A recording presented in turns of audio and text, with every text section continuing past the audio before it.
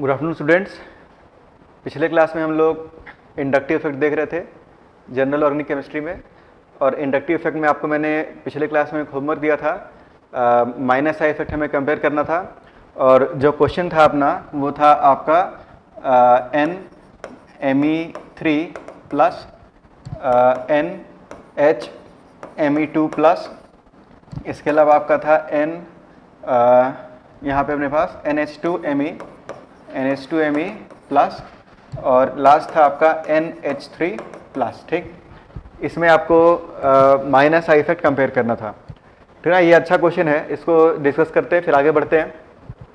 तो यहाँ पे माइनस आई इफेक्ट अगर हमें देखना है तो यहाँ पे अगर देखा जाए तो देखो सभी ग्रुप्स पे पॉजिटिव चार्ज है।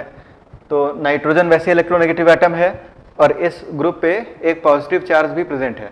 तो पॉजिटिव चार्ज अगर प्रेजेंट है तो इसका एक माइनस आई इफेक्ट होगा, यानी इलेक्ट्रॉन को ये अपनी तरफ अट्रैक्ट करेगा। ठीक, अब इसमें जो ऑर्डर है पहले आंसर बता दें आपको। सबसे ज़्यादा जो माइनस आई इफेक्ट है, तो सबसे ज़्यादा माइनस आई इफेक्ट है ए का। ठीक ना, इसको ए बोल रहा हूँ मैं, इसको बी, इसको सी और इसको डी। ठीक, तो सबसे ज़्यादा जो माइनस आई इफेक्ट है वो ए का है, ए के बाद जो है वो डी का है। ठीक, डी के बाद सी का है, और सबसे कम जो माइनस आई इफेक्ट है वो बी का है। ठीक, इसका रीजन भी फटाफट समझ लेते हैं। इसका रीजन क्या है, तो देखो NMe3 प्लस को, ये जो NMe3 प्लस है इसको अभी अगर हम लोग होल्ड पे रखें तो बाकी तीन की बात करें, ठीक ना, NHMe2 प्लस, NH2Me प्लस और NH3 प्लस, इन तीन की अगर बात करें हम तो यहाँ पे देखो आपका ये हो गया N, ठीक ना, इसको यहाँ मैं लिख रहा हूँ, ये हो गया आपका N, H और H। ठीक, और नाइट्रोजन पे चार्ज है पॉजिटिव। इसके अलावा सेकंड में आपके पास नाइट्रोजन H और यहाँ पे आपके पास Me, यहाँ भी नाइट्रोजन पे पॉजिटिव चार्ज है। और थर्ड जो है आपका यहाँ पे NHMe, यहाँ भी अपने पास Me, और नाइट्रोजन पे यहाँ पे अगेन चार्ज कैसा है आपका, पॉजिटिव है। ठीक, अब देखो यहाँ पे आपके पास जो मिथाइल है तो मिथाइल का एक प्लस आई इफेक्ट होता है। ठीक, मिथाइल का कैसा इफेक्ट है आपका, प्लस आई। तो देखो N पे तो प्लस चार्ज है, तो N पे अगर प्लस चार्ज है तो ये इलेक्ट्रॉन को अपनी तरफ खींचेगा, ये जो ग्रुप है इलेक्ट्रॉन को अपनी तरफ क्या करेगा, अट्रैक्ट करेगा। इस कारण से इसका एक माइनस आई इफेक्ट होगा। सिमिलरली इसका भी एक माइनस आई इफेक्ट होगा, और इसका भी एक इस तरह से माइनस आई इफेक्ट होगा। इन तीनों का माइनस आई इफेक्ट होगा। ठीक ना, तो यहाँ पे आंसर सब लोग दे रहे हैं, अरम खान, श्वेता पांडे, ADCB। ठीक है, सही आंसर दे रहे हैं आप लोग, है ना, होमवर्क जिन्होंने किया है वो सही आंसर दे रहे हैं। तो इसको मैं एक बार डिस्कस करता हूँ, फिर टॉपिक को आगे बढ़ाते हैं। अब देखो यहाँ पे हाइड्रोजन हाइड्रोजन हाइड्रोजन, ठीक है, तीन हाइड्रोजन है। और पिछले क्लास में मैंने आपको बताया था कि हाइड्रोजन को के रेफरेंस में आई इफेक्ट को देखते हैं। हाइड्रोजन का ना तो माइनस आई माना जाता है ना तो प्लस आई मानते हैं। ठीक, अच्छा यहाँ पे मिथाइल लगा दिया, यहाँ पे क्या लगा दिया, मिथाइल। तो मिथाइल का प्लस आई इफेक्ट होता है। तो मिथाइल का अगर प्लस आई इफेक्ट होगा तो ये इलेक्ट्रॉन इसको देगा। ठीक, ये मिथाइल जब इसको इलेक्ट्रॉन देगा तो ये जो पॉजिटिव चार्ज है इसका मैग्नीट्यूड जो है वो घटेगा। पॉजिटिव चार्ज से अगर मैग्नीट्यूड घटेगा तो इलेक्ट्रॉन खींचने की जो टेंडेंसी है वो क्या होगी, कम हो जाएगी। और इस कारण से इन दोनों में जो माइनस आई इफेक्ट है वो फर्स्ट वाले का ज़्यादा है। ठीक, सेकेंड और थर्ड की अगर बात करें हम तो सेकेंड और थर्ड में, थर्ड वाले में दो मिथाइल ग्रुप है। ठीक है, कितने मिथाइल ग्रुप है, दो। तो थर्ड वाले में दो मिथाइल ग्रुप है, तो दोनों जो है प्लस आई से, दोनों का प्लस आई इफेक्ट होगा, तो दोनों प्लस आई इफेक्ट शो करेंगे और इसको इलेक्ट्रॉन देंगे। जब ये इसको इलेक्ट्रॉन देंगे तो जो पॉजिटिव चार्ज है ये और भी कम हो जाएगा। भाई इलेक्ट्रॉन जब मिलेगा तो प्लस चार्ज जो है वो क्या होगा आपका, रिड्यूस होगा। और जब प्लस चार्ज रिड्यूस होगा तो इस नाइट्रोजन के जो नाइट्रोजन है इसकी इलेक्ट्रॉन को खींचने की जो टेंडेंसी है वो घट जाएगी। ठीक, तो इसलिए इन दोनों में जो माइनस आई इफेक्ट है वो इसका और भी कम हो जाएगा। ठीक, तो सिंपल सा रीज़न है इसका कि यहाँ पे तीनों हाइड्रोजन है, यहाँ पे एक मिथाइल लगा दिया, मिथाइल का क्योंकि प्लस आई इफेक्ट है, तो मिथाइल का अगर प्लस आई इफेक्ट है तो नाइट्रोजन पे प्लस चार्ज को रिड्यूस कर देगा, जिससे इसके इलेक्ट्रॉन खींचने की टेंडेंसी कम हो जाएगी। यहाँ पे अपने पास दो मिथाइल ग्रुप है, तो अगर अपने पास दो मिथाइल ग्रुप है तो दोनों का प्लस आई इफेक्ट होगा, तो जब प्लस आई इफेक्ट होगा तो प्लस चार्ज जो है और कम हो जाएगा। जब ये प्लस चार्ज कम होगा तो इलेक्ट्रॉन को जो खींचने की टेंडेंसी है वो भी आपका घट जाएगा। इसीलिए इसका जो माइनस आई इफेक्ट है इस ग्रुप का वो और भी कम हो जाएगा। अब ये जो लास्ट एग्जांपल है आपका, जो ए जो है आपका, ठीक है ना, तो ए की अगर बात करें हम तो ए वाले में तीनों मिथाइल ग्रुप है ना, ए वाले में तीनों आपके कैसे मिथाइल ग्रुप हैं। तो अगर ए वाले की बात करें हम, N, यहाँ पे आपके पास Me, यहाँ पे आपके पास Me, यहाँ पे आपके पास Me। ठीक, और इस पे चार्ज कैसा है, इस पे चार्ज है पॉजिटिव। तो अगर हमने तीनों ग्रुप मिथाइल लगा दिया, तीनों क्या लगा दिया, मिथाइल, तो वही सबसे कम माइनस आई तो इसका होना चाहिए था। क्यों, क्योंकि यहां पे हम अगर देखें तो यहां पे जो तीनों मिथाइल है एमी एमी एमी, कोई बोलेगा सर इन तीनों का प्लस आई इफेक्ट लगेगा, तो जब इन तीनों का प्लस आई इफेक्ट लगेगा तो प्लस चार्ज और कम हो जाएगा, प्लस चार्ज और कम हो जाएगा तो इलेक्ट्रॉन खींचने की जो टेंडेंसी है वो और कम हो जाएगी। तो सबसे कम माइनस आई इफेक्ट किसका होना चाहिए था, लास्ट वाले का होना चाहिए था। पर जो मैंने आपको आंसर बताया है इसमें सबसे ज्यादा जो माइनस आई इफेक्ट है वो ए वाले का है। इसका रीजन समझ लें, और ये इंपॉर्टेंट क्वेश्चन भी है, ये कई बार कॉम्पिटिशन से पूछा जाता है।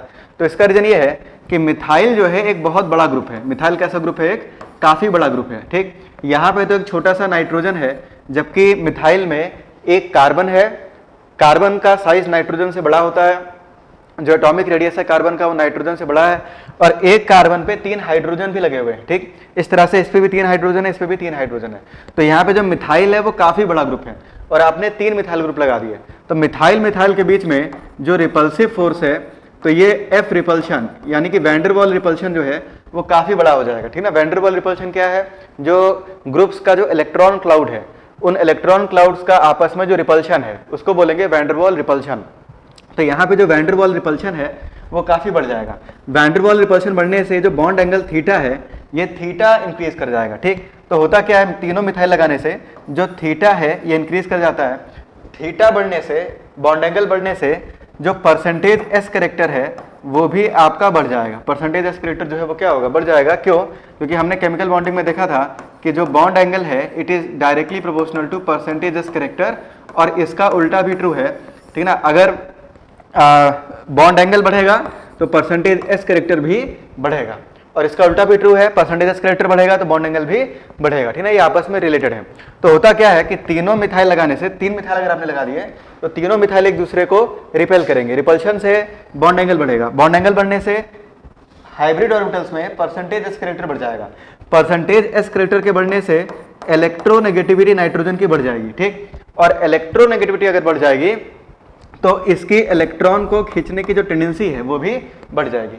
इसीलिए यहाँ पे जो एमी का प्लस आई इफेक्ट है वो डोमिनेटिंग फैक्टर नहीं होता है, यहाँ पे परसेंटेज एस करेक्टर जो है वो डोमिनेटिंग फैक्टर होता है। इसीलिए ये जो आपका फर्स्ट वाला है इसका जो माइनस आई इफेक्ट है वो इन तीनों से ज्यादा है, ठीक।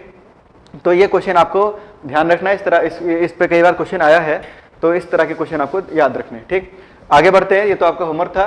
तो हमने देखो अभी तक क्या पढ़ा, हमने इंडक्टिव इफेक्ट समझा है। इंडक्टिव इफेक्ट जो है वो 2 टाइप का होता है, कौन कौन सा, माइनस आई इफेक्ट और plus I effect. Minus I effect क्या होता है, इलेक्ट्रॉन को अपनी तरफ खींचने की टेंडेंसी को माइनस आई इफेक्ट बोलते हैं। प्लस आई इफेक्ट क्या होता है, किसी ग्रुप की इलेक्ट्रॉन देने की जो टेंडेंसी है उसको प्लस आई इफेक्ट बोलते हैं।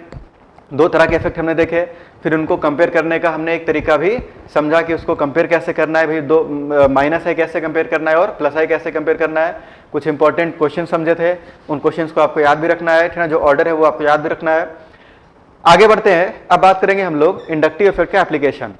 इंडक्टिव इफेक्ट का जो एप्लीकेशन है ये इंटरमीडिएट्स के स्टेबिलिटी को बताने के काम में आता है, ठीक है ना। जो इंडक्टिव इफेक्ट है, जो इफेक्ट है, इस इफेक्ट का एप्लीकेशन क्या है, जो इंटरमीडिएट्स हैं ना, रिएक्शन इंटरमीडिएट्स, उनकी स्टेबिलिटी को डिटरमाइन करने के काम में ये इफेक्ट आता है, ठीक। अब यहाँ क्वेश्चन पूछोगे आप कि सर ये इंटरमीडिएट्स क्या होते हैं, व्हाट आर इंटरमीडिएट्स। तो यहाँ पे हम लोग इंटरमीडिएट्स की बात करने जा रहे हैं। फर्स्ट ऑफ ऑल देखेंगे व्हाट आर इंटरमीडिएट्स, ठीक, और फिर हम लोग समझेंगे कि इंडक्टिव इफेक्ट का इंटरमीडिएट्स पे कैसे इफेक्ट पड़ता है, ठीक। तो नेक्स्ट अब हम लोग समझने जा रहे हैं अबाउट इंटरमीडिएट्स, ठीक ना। इंटरमीडिएट समझने जा रहे हैं हम लोग। ये आपको पीडीएफ के फॉर्मेट में मिल जाएगा, ये सब मैं जो लिख रहा हूँ ये आपको पीडीएफ के फॉर्मेट में मिल जाएगा। और एक आपको मैंने ऑलरेडी पीडीएफ आपको ऑलरेडी प्रोवाइड किया है, ठीक ना, जिसमें जो हम लोग पढ़ रहे हैं उन सबकी डेफिनेशन वगैरह सब कुछ लिखी हुई है। और इसके अलावा एक आपको असाइनमेंट भी थोड़े समय में मिलेगा, उस असाइनमेंट में कुछ क्वेश्चंस होंगे। तो जब हम लोग ये तीनों इफेक्ट पढ़ लेंगे, इंडक्टिव, मेसोमेरिक और हाइपर कॉन्जुगेटिव, तब आपको वो असाइनमेंट सॉल्व करना शुरू कर देना है, ठीक है ना। आगे बढ़ते हैं, तो नेक्स्ट अब हम लोग बात करने वाले हैं इंटरमीडिएट्स की, रिएक्शन इंटरमीडिएट्स, ठीक। तो नेक्स्ट अब हम लोग बात करेंगे रिएक्शन इंटरमीडिएट्स। ठीक ना, रिएक्शन इंटरमीडिएट्स एक टर्म है, ये बार बार यूज होता है, reaction intermediates. Reaction intermediates, what are reaction intermediates? ठीक, रिएक्शन इंटरमीडिएट्स किसको बोलते हैं? ठीक, तो रिएक्शन इंटरमीडिएट्स क्या है कि जब कोई रिएक्शन होती है, तो रिएक्शन जब होती है तो रिएक्टेंट जो है वो प्रोडक्ट में कन्वर्ट होता है। ठीक, रिएक्टेंट किस में कन्वर्ट होता है? प्रोडक्ट में।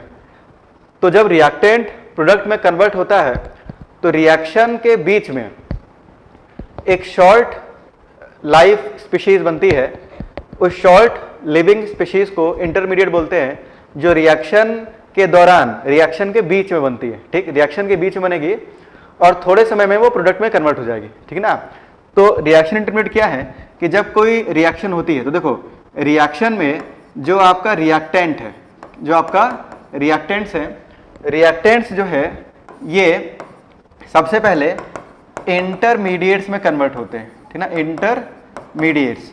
ठीक, ये जो इंटरमीडिएट्स हैं ये रिएक्शन के बीच में बनते हैं और ये बहुत ज़्यादा अनस्टेबल होते हैं। ठीक है, इंटरमीडिएट्स बहुत ज़्यादा क्या होते हैं आपके? अनस्टेबल होते हैं। ठीक, और ये बहुत ज़्यादा समय तक एग्जिस्ट भी नहीं करते हैं, बहुत शॉर्ट लाइफ स्पैन इनका होता है और थोड़े ही समय में ये प्रोडक्ट में कन्वर्ट हो जाते हैं, ये प्रोडक्ट में कन्वर्ट हो जाते हैं। ठीक, तो आपका जो रिएक्टेंट है, जब रिएक्शन होगी तो रिएक्टेंट्स जो है वो प्रोडक्ट में कन्वर्ट होते हैं। इस दौरान बीच में थोड़े समय के लिए कुछ स्पीशीज फॉर्म होते हैं, उन स्पीशीज को बोलते हैं रिएक्शन इंटरमीडिएट्स। ठीक, तो ये जो रिएक्शन इंटरमीडिएट्स है ये टोटल 6 टाइप्स के, ठीक ना, जो आपको पढ़ना है, जो आपके सिलेबस में है, तो टोटल 6 टाइप के रिएक्शन इंटरमीडिएट्स हैं। There are 6 type of intermediates, there are 6 types of intermediates. 6 type के इंटरमीडिएट्स जो है एग्जिस्ट करते हैं। कौन कौन से? तो पहला है कार्बोकैटायन। ठीक ना, कार्बोकैटायन, कार्बोकैटायन यानी कि C+, इस तरह से इसको डिनोट करते हैं। ठीक, तो पहला आपका जो इंटरमीडिएट है वो है कार्बोकैटायन। दूसरा जो इंटरमीडिएट है इसको बोलते हैं कार्ब एनायन, कार्ब एनायन, इसको C- से डिनोट करते हैं। तीसरा जो इंटरमीडिएट है ये आपका है फ्री रेडिकल, फ्री रेडिकल्स। ठीक ना, या कार्बन फ्री रेडिकल्स। अच्छा, अगर कोई डाउट होगा तो इसको आप लोग जरूर पूछ लीजिएगा। ठीक है ना, साथ साथ जो भी आपके डाउट होंगे उसको भी सॉल्व करते चलेंगे। ठीक ना, पहले कुछ थ्योरी पोर्शन समझते हैं, फिर कुछ क्वेश्चन भी आज देखने वाले हम लोग। तो फ्री रेडिकल्स, फ्री रेडिकल जो है इसको इस तरह से C. से डिनोट किया जाता है।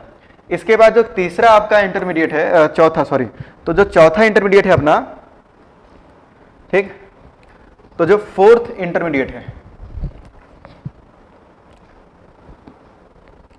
इसको कार्बीन बोलते हैं। फोर्थ इंटरमीडिएट को हम लोग बोलते हैं कार्बीन। तो जो फोर्थ है इसको कार्बीन बोलेंगे। ठीक, कार्बीन जो है इसको इस तरह से डिनोट करते हैं C, इसको कार्बीन बोलते हैं। ठीक ना, ये लोन पेयर है। कार्बीन 2 टाइप का होता है, सिंगलेट और ट्रिपलेट। तो सिंगलेट और ट्रिपलेट 2 टाइप के कार्बीन होते हैं, तो उसको तो कार्बीन में समझेंगे जब कार्बीन आपको इंडिविजुअली समझाएंगे। कुछ रिएक्शंस हैं, उन रिएक्शंस में जब वो रिएक्शन होंगी तो बीच में कार्बीन का फॉर्मेशन होगा। किसका फॉर्मेशन होगा? कार्बीन, जो कि 2 टाइप की होती है, सिंगलेट और ट्रिपलेट। तो इसके बारे में अलग से हम लोग को डिटेल में बात भी करनी है, कार्बीन। इसी तरह से फिफ्थ है आपका, इसको नाइट्रीन बोलते हैं। इसको हम लोग क्या बोलेंगे? नाइट्रीन। ये भी आपका एक रिएक्शन इंटरमीडिएट है, नाइट्रोजन, और यहाँ पे इस तरह से ये है। ठीक, तो नाइट्रीन हो गया, एक लोन पेयर भी है, तो यहाँ पे अपने पास इस तरह से एक लोन पेयर। तो ये आपका एक नाइट्रीन है, ट्रिपलेट नाइट्रीन बोलते हैं इसको। और लास्ट इंटरमीडिएट जो है इसको बेंजाइन बोलते हैं, बेंजाइन। बेंजाइन के बारे में थोड़ा सा आपको बताया था केमिकल बॉन्डिंग में। तो ये आपका बेंजीन है और यहाँ पे एक पाई बॉन्ड है, इसको बेंजाइन बोलते हैं। ठीक ना, इसको क्या बोलते हैं हम लोग? बेंजाइन। तो टोटल 6 टाइप के रिएक्शन इंटरमीडिएट्स हैं जो अपने सिलेबस में है, जो आपको पढ़ने हैं, जो रिएक्शन के बीच में बनेंगे। कौन कौन से हैं आपके? तो 6 टाइप के इंटरमीडिएट्स हैं आपके। There are 6 type of intermediates. कौन कौन से? तो carbocation, carbanion, free radicals, carbene, nitrene और बेंजाइन। ठीक, इनको पढ़ना इंपॉर्टेंट क्यों है? इनको पढ़ना इंपॉर्टेंट इसलिए है क्योंकि जब रिएक्शन प्रोसीड करेगी तो इन इंटरमीडिएट्स का फॉर्मेशन होगा। या तो मैकेनिज्म जो है वो कैटायनिक होगी, या तो मैकेनिज्म एनायनिक होगी, या फ्री रेडिकल का फॉर्मेशन होगा, या तो कार्बीन, नाइट्रीन या बेंजाइन जो है ये रिएक्शन के बीच में फॉर्म होगा। ठीक, अब ये जो इंटरमीडिएट्स हैं ये डिटरमाइन करेंगे कि रिएक्शन जो है वो किस पाथ से आगे प्रोसीड करेगी और प्रोडक्ट जो आपको मिलेगा वो किस टाइप का मिलेगा या कौन सा प्रोडक्ट हमें मिलेगा। तो उसको समझने के लिए, प्रोडक्ट को बताने के लिए सबसे पहले आपको इंटरमीडिएट समझना है। ठीक, आपको रिएक्शन दी जाएगी आगे चल के और बोला जाएगा अब इसमें कौन सा प्रोडक्ट बन रहा है, कौन सा मेजर है, कौन सा माइनर है। तो प्रोडक्ट को बताने के लिए इंटरमीडिएट्स की समझ होना जरूरी है। ठीक, किसी ने क्वेश्चन पूछा है सर व्हाट इज इंटरमीडिएट, तो मैंने अभी आपको डेफिनेशन बताई। ठीक है ना, फिर से मैं रिपीट कर दे रहा हूँ। इंटरमीडिएट्स क्या है, तो इंटरमीडिएट्स क्या है, these are very short living species. ठीक, इनकी जो लाइफ है वो काफी कम होती है।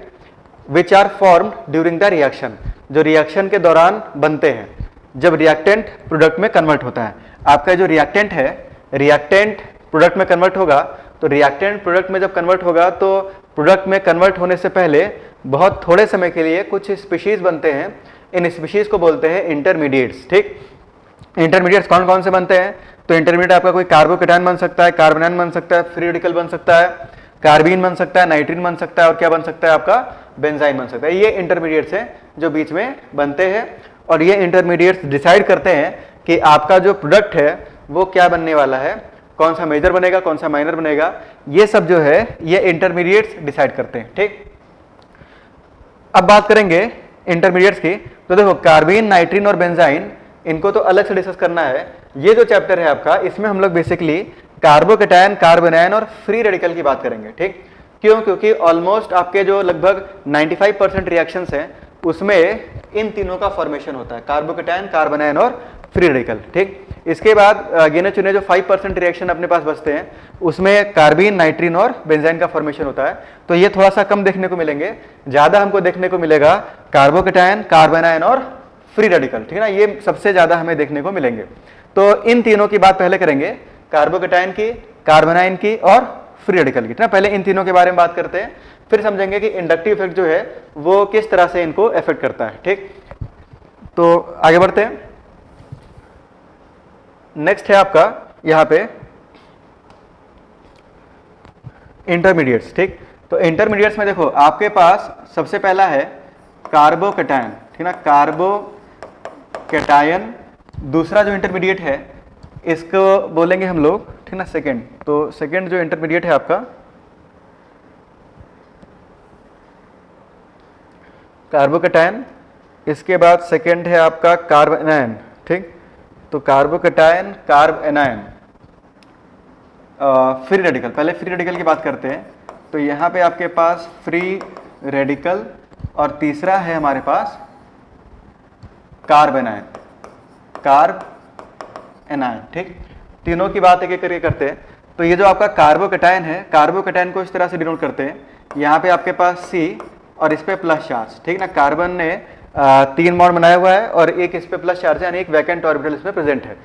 फ्री रेडिकल जो है, तो फ्री रेडिकल को इस तरह से डिनोट किया जाएगा, एक अनपेयर्ड इलेक्ट्रॉन जो है इस कार्बन पे प्रेजेंट है, इसको बोलेंगे कार्बन फ्री रेडिकल। ठीक, और जो कार्बोनाइन है, तो कार्बोनाइन में यहाँ पे अपने पास इस पे जो चार्ज है वो माइनस है। ठीक, कैसा चार्ज है यहाँ पे, माइनस चार्ज है। अब मैं कुछ क्वेश्चन पूछने जा रहा हूँ, देखते भाई कितने लोग सही बताते हैं। ये बताओ कि यहाँ पे अगर मैं पूछूं आपसे कि जो बॉन्ड पेयर है, बॉन्ड पेयर्स यहाँ पे कितने हैं? कार्बोकेटायन के केस में जो बॉन्ड पेयर्स हैं, तो बॉन्ड पेयर्स कितने हैं? तो कार्बोकेटायन के केस में बॉन्ड पेयर आपके पास है 3। ठीक ना, 3 बॉन्ड पेयर है, क्योंकि दिख रहा है साफ साफ 1, 2 और 3। फ्री रेडिकल के केस में भी कितने बॉन्ड पेयर है? 3। और कार्बोनाइन के केस में भी कितने जो है बॉन्ड पेयर्स है? 3। तो यहाँ पे इन सभी में 3 बॉन्ड पेयर्स जो है वो प्रेजेंट है। ठीक, अब इसके बाद नेक्स्ट अगर मैं पूछूं आपसे, नेक्स्ट इसमें आप बताओ कि लोन पेयर कितने प्रेजेंट है? लोन पेयर, कार्बोकेटायन में लोन पेयर कितना प्रेजेंट है? ठीक, तो कार्बोकेटायन में लोन पेयर जो है वो 0 है, एक भी लोन पेयर यहाँ पे प्रेजेंट नहीं है। तो यहाँ पे सही आंसर आ रहा है, आंसर लोग दे रहे हैं 3। ठीक ना, तो 3 जो है वो करेक्ट आंसर है। ठीक, अब देखो यहाँ पे जो लोन पेयर है कार्बोकेटायन में वो कितना है? 0। ठीक ना, एक भी लोन पेयर यहाँ पे नहीं है। फ्री रेडिकल में भी लोन पेयर कितना है? 0। भाई ये लोन पेयर में तो काउंट होगा नहीं, लोन पेयर में 2 इलेक्ट्रॉन होते हैं, आपको पता है। तो यहाँ पे फ्री रेडिकल है, अनपेयर्ड इलेक्ट्रॉन है, लोन पेयर कितने माने जाएंगे? 0। यहाँ पे एक लोन पेयर है। कितना लोन पेयर है? एक। ये जो कार्बन आयन है 33303 सब सही आंसर दे रहे हैं आप लोग, ठीक। तो यहाँ पे अपने पास ये जो कार्बन आयन है, कार्बन आयन में एक लोन पेयर जो है वो प्रेजेंट है, ठीक। देखो मैं थोड़ा सा ये भी बता दूं, यहाँ पे लोगों को डाउट रहता है एक लोन पेयर कैसे है, तो उस चीज को थोड़ा सा समझ ले, ठीक ना। फंडामेंटल समझेंगे। कार्बन का इलेक्ट्रॉनिक कॉन्फ़िगरेशन होता है 1s2 2s2 2p2, ठीक। अच्छा, यहाँ पे आपको पता है कि एक्साइटेशन हो जाता है, तो यहाँ पे एक्साइटेशन जब हो जाएगा और ये जब फर्स्ट एक्साइटेशन में जाएगा तो 1s2 2s1 2p3 हो जाएगा, ठीक। अब यहाँ पे ध्यान समझें, ये इसका वैलेंशियल है, ये आपका हो गया 2s1 और ये आपका हो गया 2p3, ठीक ना, 2p3 हो गया। अब ये बताओ कार्बन कितने बॉन्ड बना सकता है? कार्बन 4 बॉन्ड बना सकता है, लेकिन यहाँ कार्बन ने कितने बॉन्ड बनाए हैं? तो यहाँ पे कार्बन ने 3 बॉन्ड बनाए हैं। तो कार्बन इस तरह से 3 बॉन्ड तो बना लेगा, ये इस तरह से 1 2 और 3 बॉन्ड तो ये बन गए। अच्छा, कार्बन पे एक माइनस चार्ज है। माइनस चार्ज का मतलब क्या हुआ कि एक इलेक्ट्रॉन इसको एक्स्ट्रा मिला है, तो एक इलेक्ट्रॉन अगर एक्स्ट्रा आ गया तो यहाँ पे ये तीनों तो बॉन्ड बना लेंगे, एक इलेक्ट्रॉन एक्स्ट्रा आ गया, ठीक ना। तो इलेक्ट्रॉन जब एक्स्ट्रा आएगा तो यानी कि एक माइनस चार्ज आ जाएगा और यहाँ पे एक लोन पेयर होगा। कार्बन के पास एक क्या होगा? Lone pair. यहाँ पे कार्बन के पास एक लोन पेयर होगा और कार्बन पे जो चार्ज होगा वो नेगेटिव होगा, ठीक है। कार्बन पे जो फॉर्मल चार्ज है वो नेगेटिव होगा और कार्बन के पास एक लोन पेयर भी प्रेजेंट होगा। तो सबसे पहले तो ये पॉइंट आपको समझ में आना चाहिए कि जो कार्बन आयन होता है तो कार्बन आयन में एक लोन पेयर जो है वो प्रेजेंट होता है, बाकी इन सब में लोन पेयर जो है वो प्रेजेंट नहीं होते, ठीक। आगे बढ़ते हैं, ठीक। तो नेक्स्ट है आपका, तो लोन पेयर बॉन्ड पेयर तो आपने बता लिया। अब अगर मैं पूछता हूं आपसे कि नेक्स्ट बताओ कि जो स्टेरिक नंबर है, ठीक ना, स्टेरिक नंबर, तो स्टेरिक नंबर आपको बताना है, ठीक ना। तो स्टेरिक नंबर की बात करने वाले हैं। तो स्टेरिक नंबर जो है, स्टेरिक नंबर, तो स्टेरिक नंबर क्या होता है भाई? स्टेरिक नंबर होता है आपका number of bond pairs plus number of lone pair. Number of bond pair plus number of lone pair को हम लोग बोलते हैं स्टेरिक नंबर। तो स्टेरिक नंबर यहाँ पे देखा जाए तो 3 + 0, तो यहाँ पे 3 + 0 3 हो जाएगा। यहाँ पे भी स्टेरिक नंबर 3 + 0 3 हो जाएगा और यहाँ पे स्टेरिक नंबर 3 + 1 यानी कि कितना हो जाएगा? 4, ठीक। तो स्टेरिक नंबर यहाँ पे 3, यहाँ पे 3, वहां पे 4। तो नेक्स्ट अगर मैं पूछता हूँ आपसे कि बताओ कि जो हाइब्रिडाइजेशन है, अब मेन मुझे यही पूछना था यहाँ पे, हाइब्रिडाइजेशन, जिसको मैं यहाँ प्रूव करने जा रहा हूँ, ठीक। तो स्टेरिक नंबर लोग सही बता रहे हैं 334, तो 334 जो है ये सही है। अब यहाँ पे मैं पूछने जा रहा था आपसे हाइब्रिडाइजेशन, तो हाइब्रिडाइजेशन में साफ साफ दिख रहा है स्टेरिक नंबर क्योंकि 3 है तो हाइब्रिडाइजेशन जो है वो sp2 होगा। हाइब्रिडाइजेशन क्या होगा? sp2। यहाँ पे जो हाइब्रिडाइजेशन है क्योंकि स्टेरिक नंबर 3 है तो यहाँ भी हाइब्रिडाइजेशन आपको sp2 मिलेगा। क्या मिलेगा? sp2। और यहाँ पे जो है हाइब्रिडाइजेशन जो है वो आपको क्या मिल जाएगा? sp3। क्यों? क्योंकि स्टेरिक नंबर आपने कितना बताया? 4 बताया, ठीक।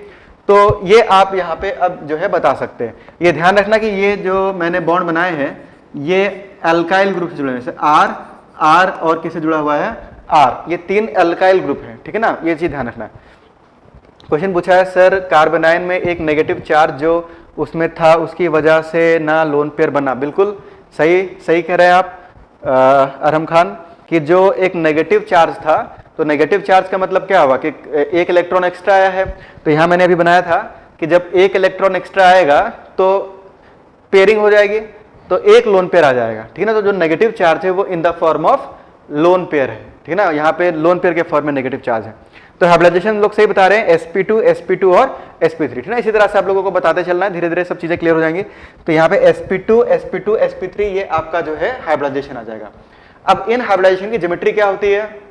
तो sp2 की ज्योमेट्री होती है ट्राइगोनल प्लेनर और sp3 की ज्योमेट्री होती है टेट्राहेड्रल, ठीक। तो अब कैटायन, रेडिकल और एनायन, इनकी ज्योमेट्री समझते हैं, ठीक। तो इनकी जो ज्योमेट्री है, तो यहां पे आपके पास जो ज्योमेट्री है, ठीक है ना, ज्योमेट्री की बात करेंगे अब।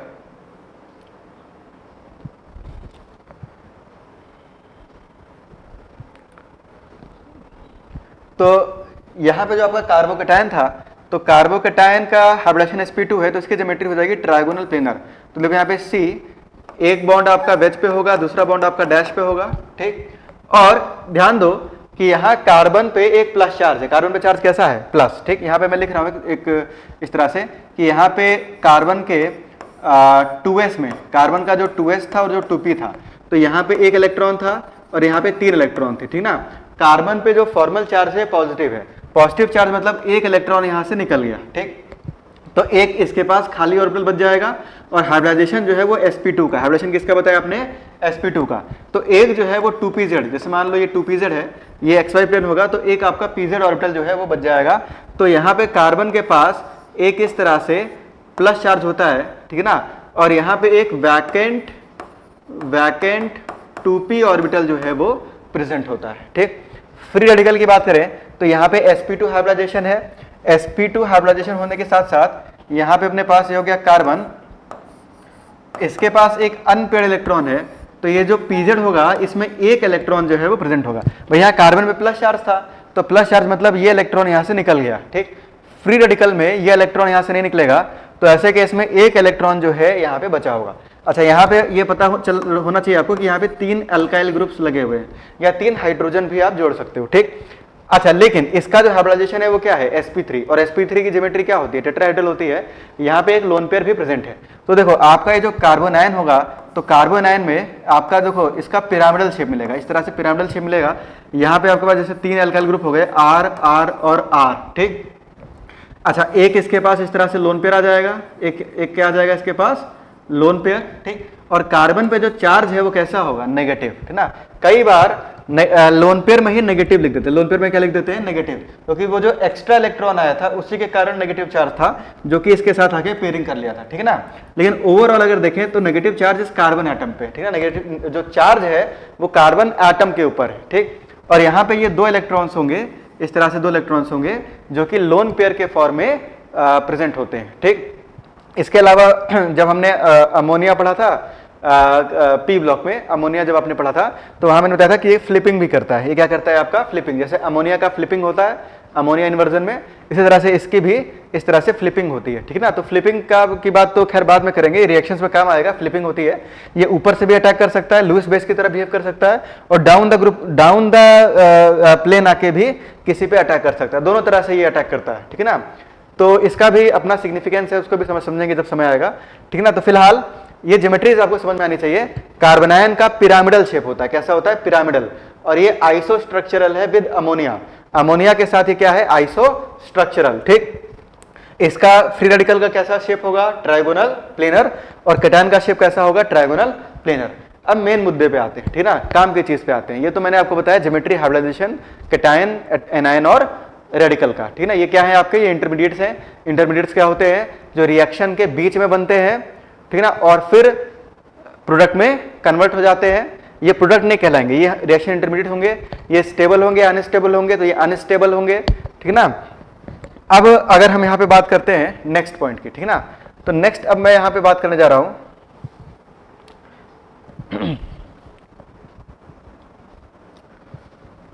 नेक्स्ट ये बताओ, ठीक, अगर मैं आपसे पूछूं यहाँ पे, ठीक ना, नेक्स्ट ये है, नेक्स्ट ये आपको बताना है कि वैलेंस इलेक्ट्रॉन, यहाँ पे अगर मैं आपसे बोलता हूं वैलेंस इलेक्ट्रॉन आपको बताने हैं कार्बोकैटायन में। कार्बन आयन की फ्लिपिंग होती है, तो जैसे अमोनिया की फ्लिपिंग होती है, तो अमोनिया में जो लोन पेयर है वो ऊपर नीचे से फ्लक्चुएट करता है, उसी तरह से जो कार्बन आयन है इसमें भी जो लोन पेयर है वो ऊपर नीचे फ्लक्चुएट करता है, ठीक। इसके बारे में आपको मैंने पी ब्लॉक में बताया था अमोनिया में, और ये चीज फिर से रिपीट होने वाली है, इसी चैप्टर में रिपीट होगी। तो जब वो आएगी तो वहां पे आप देख लेना, जो है कार्बन आयन की जो फ्लिपिंग है या अमोनिया की जो फ्लिपिंग है उसको मैं आपको समझाऊंगा, जिसके कारण उसकी बेसिसिटी जो है वो डिक्रीज कर जाती है। तो ये पॉइंट फिर से आएगा तो उसमें फिर से समझा दूंगा।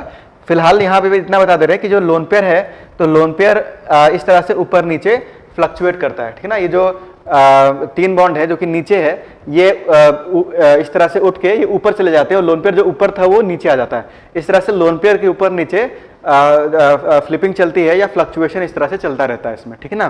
खैर आगे बढ़ते हैं। अब मैं अगर पूछूं यहाँ पे वैलेंस इलेक्ट्रॉन कितने होंगे, तो देखो वैलेंस इलेक्ट्रॉन यहाँ पे हो जाएंगे 6। क्यों, क्योंकि जो आपका कार्बोकैटायन था, तो कार्बोकैटायन में प्लस चार्ज है, तो यहाँ पे जो वैलेंस इलेक्ट्रॉन है, तो यहाँ पे 2, 2 4 और 2 6, तो वैलेंस इलेक्ट्रॉन यहाँ पे 6 हो जाएंगे, ठीक है ना भाई। जब बॉन्ड बन गया तो कार्बन के वैलेंस शेल में 6 इलेक्ट्रॉन है। अच्छा, यहाँ पे अगर मैं पूछूं आपसे कि भाई इसमें बताओ वैलेंस इलेक्ट्रॉन कितने फ्री रेडिकल में, तो फटाफट बताएंगे। फ्री रेडिकल में वैलेंस इलेक्ट्रॉन कितने होंगे, तो फ्री रेडिकल में 7 वैलेंस इलेक्ट्रॉन हो जाएंगे। 7 कैसे होंगे, तो उसकी भी बात कर लेते हैं। तो वैलेंस इलेक्ट्रॉन 7 कैसे होंगे, तो देखो आपके पास ये जो फ्री रेडिकल है, तो यहाँ पे एक अनपेयर्ड इलेक्ट्रॉन जो है वो प्रेजेंट है, एक अनपेयर्ड इलेक्ट्रॉन जो है वो क्या है, प्रेजेंट है। तो यहाँ पे 2 2 4 2 6 और 1 7, तो वैलेंस इलेक्ट्रॉन जो है यहाँ पे हो जाएंगे 7, है ना, 7 हो जाएगा। अच्छा, यहाँ पे वैलेंस इलेक्ट्रॉन कितने होंगे, तो यहाँ पे अपने पास जो वैलेंस इलेक्ट्रॉन है ना, एक लोन पेयर भी है और कार्बन पे माइनस चार्ज है, ठीक। तो यहाँ पे अगर देखा जाए तो 2 2 4 2 6 और 2 इलेक्ट्रॉन और, क्योंकि 2 लोन पेयर में भी 2 इलेक्ट्रॉन है, तो 2 2 4 2 6 और 2 8, ठीक है। तो यहाँ वैलेंस इलेक्ट्रॉन कितने हो जाएंगे, 8। तो 6 7 8 सही आंसर होगा ना। लोग यहाँ 6 7 6 आंसर दे रहे हैं, तो 6 7 6 जो लोग आंसर दे रहे हैं वो चीज वो तो समझ लें, यहाँ पे 6 नहीं है, यहाँ पे कितने हैं, 8। ये जो कार्बन आयन है आपका इस तरह से, तो कार्ब एनायन में जैसे यहाँ पे R लगा दिया, यहाँ पे R और यहाँ भी R, ठीक। R मतलब एल्काइल ग्रुप, ठीक। और यहाँ पे एक लोन पेयर है और माइनस चार्ज है। तो यहाँ पे अगर देखें हम, तो इसमें 2 इलेक्ट्रॉन है बॉन्ड पेयर में, यहाँ भी 2 इलेक्ट्रॉन है, यहाँ भी 2 इलेक्ट्रॉन है, तो 2 2 4 2 6 तो ये हो गया, और ये 2 इलेक्ट्रॉन लोन पेयर में भी 2 है ना, तो यहाँ पे अपने पास 2 2 4 2 6 और 2 8, तो यहाँ वैलेंस इलेक्ट्रॉन जो है वो आपके पास 8 हो जाएंगे, ठीक है। अब सही आंसर आ रहा है 6 7 और 8, ठीक है ना, 6 7 8 सही है। अब ये बताओ कि यहाँ पे इलेक्ट्रॉन डेफिशिएंसी है या नहीं है।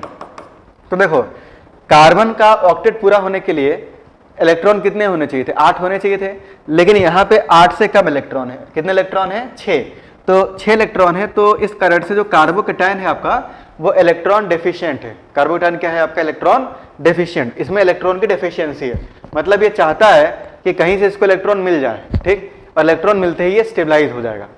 अच्छा, फ्री रेडिकल भी एक तरह से देखें तो कार्बोकेटायन का ही भाई है, बहुत ज़्यादा इन दोनों में डिफरेंस नहीं है भाई, इनका हाइब्रिडाइजेशन सेम है, ठीक है ना, हाइब्रिडेशन सेम है।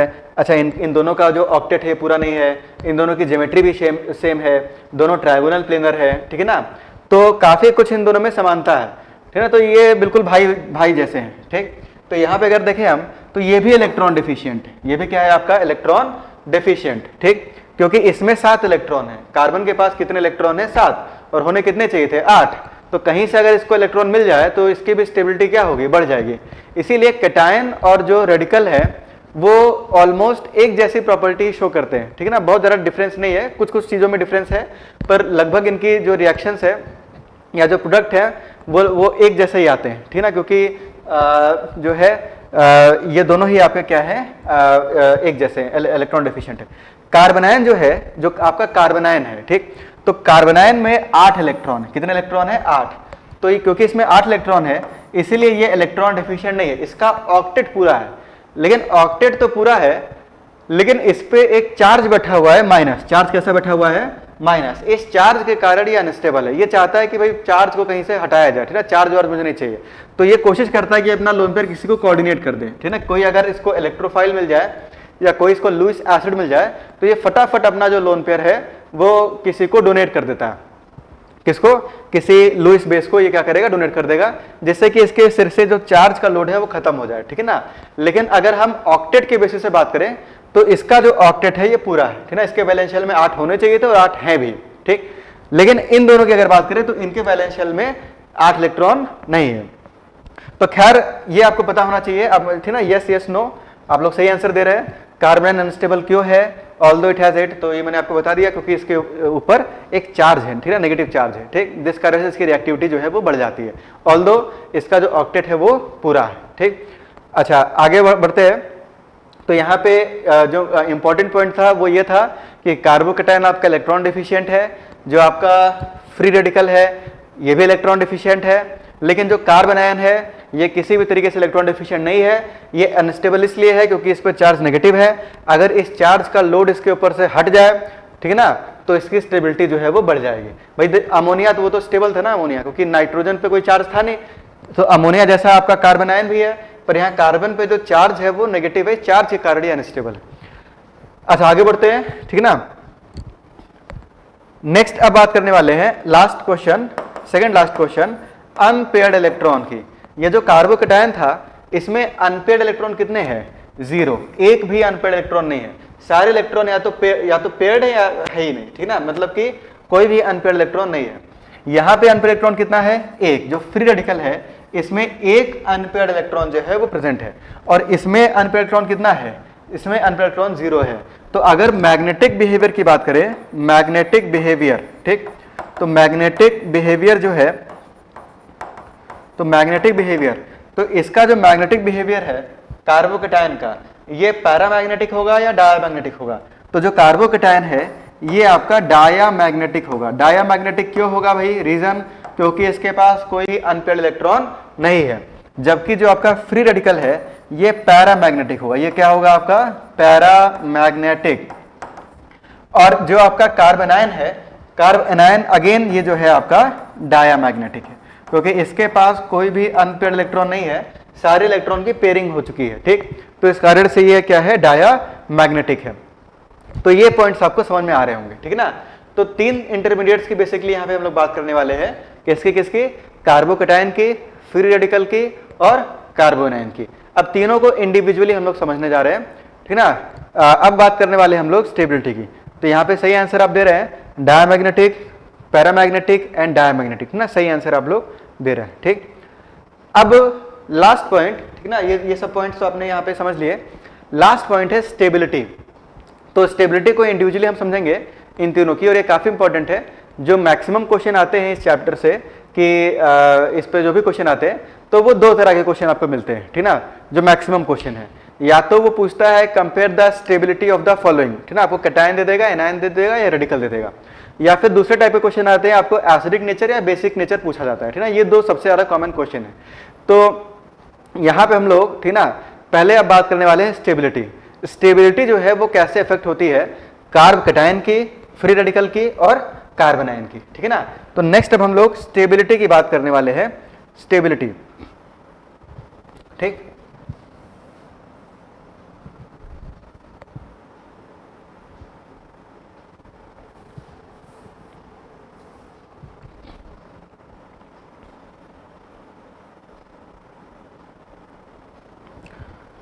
तो स्टेबिलिटी की बात करें तो इसमें फर्स्ट है आपका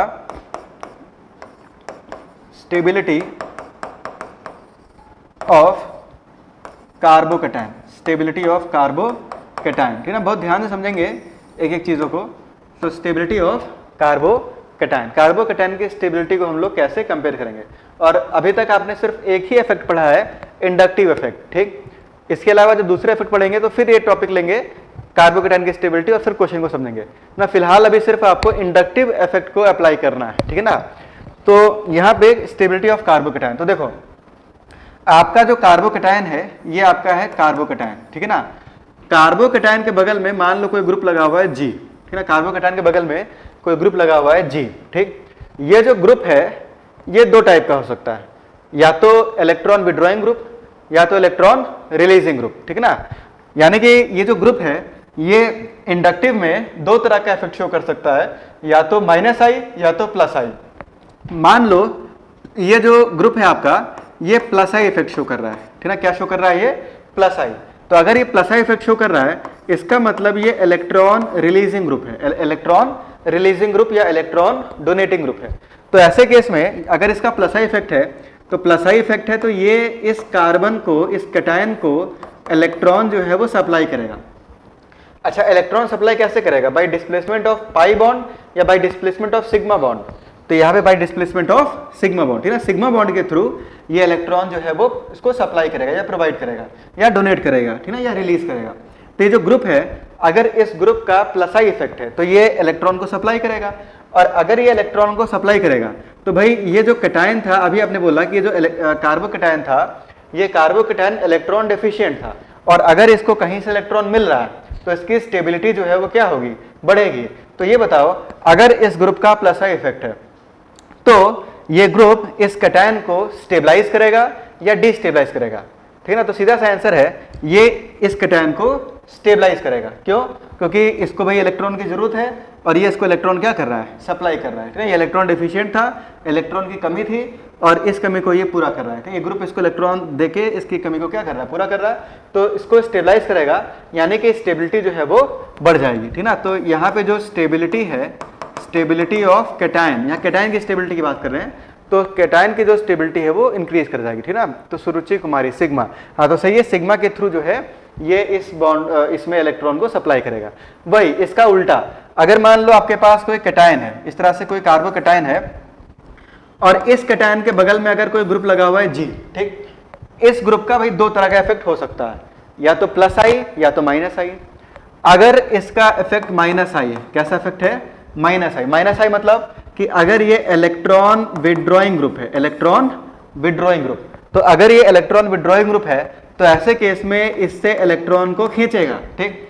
अब ये जो कैटायन था ये पहले से ही इलेक्ट्रॉन डिफिशिएंट था और ये ग्रुप उससे और इलेक्ट्रॉन खींच रहा है, तो अगर इससे ये इलेक्ट्रॉन को खींचेगा तो ये इसको स्टेबलाइज करेगा या डिस्टेबलाइज करेगा, तो ऐसे केस में ये इसको डिस्टेबलाइज करेगा, यानी कि जो स्टेबिलिटी है वो घट जाएगी, ठीक। तो यहाँ पे जो स्टेबिलिटी है, स्टेबिलिटी वो आपको कम मिलेगी। तो यहाँ से मैं कंक्लूड कर सकता हूँ कि जो कार्बोकैटायन की स्टेबिलिटी है, ठीक ना, स्टेबिलिटी ऑफ कार्बोकैटायन, तो कार्बोकैटायन की जो स्टेबिलिटी है it is directly proportional two plus I effect, ठीक ना, प्लस आई इफेक्ट। ये जो प्लस आई इफेक्ट होगा ग्रुप का, इस ग्रुप का जो प्लस आई इफेक्ट होगा उसके डायरेक्टली प्रोपोर्शनल होगा और it will be inversely proportional to minus I effect, ठीक ना। अगर ग्रुप का माइनस आई इफेक्ट है तो उसके इनवर्सली प्रोपोर्शनल होगा, ठीक ना। अगर ये ग्रुप जो है इसका एक माइनस आई इफेक्ट है, इलेक्ट्रॉन विड्रॉइंग नेचर है, तो ऐसे केस में इलेक्ट्रॉन को खींचेगा और इस कैटायन की जो स्टेबिलिटी है उसको ये घटा देगा, ठीक ना। जितना ज्यादा खींचेगा उतना ज्यादा उसको डिस्टेबलाइज करेगा इस कैटायन को, ठीक। तो सीधा सीधा इसका लॉजिक है, ठीक ना।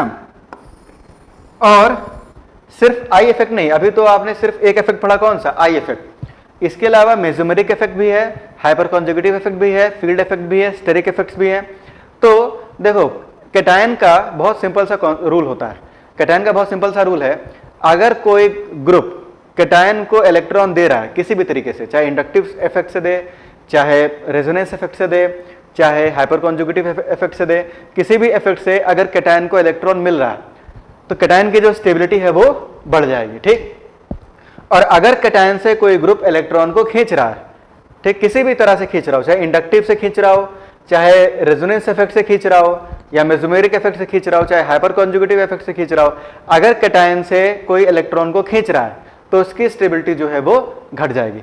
अभी फिलहाल हमने सिर्फ एक इफेक्ट पढ़ा है और वो कौन सा है, इंडक्टिव इफेक्ट। तो फिलहाल हम लोग आई इफेक्ट की ही बात करेंगे और आई इफेक्ट वाले ही जो क्वेश्चन है फिलहाल मैं आपको दे रहा हूं, ठीक ना। तो एक क्वेश्चन करने वाले हम लोग, आपको बताना है कि कौन सा ज्यादा स्टेबल कैटायन है, कौन सा लेस स्टेबल कैटायन है, ठीक। तो यहाँ पे एक क्वेश्चन है, देखते भाई ये क्वेश्चन कितने लोग कर पाते हैं।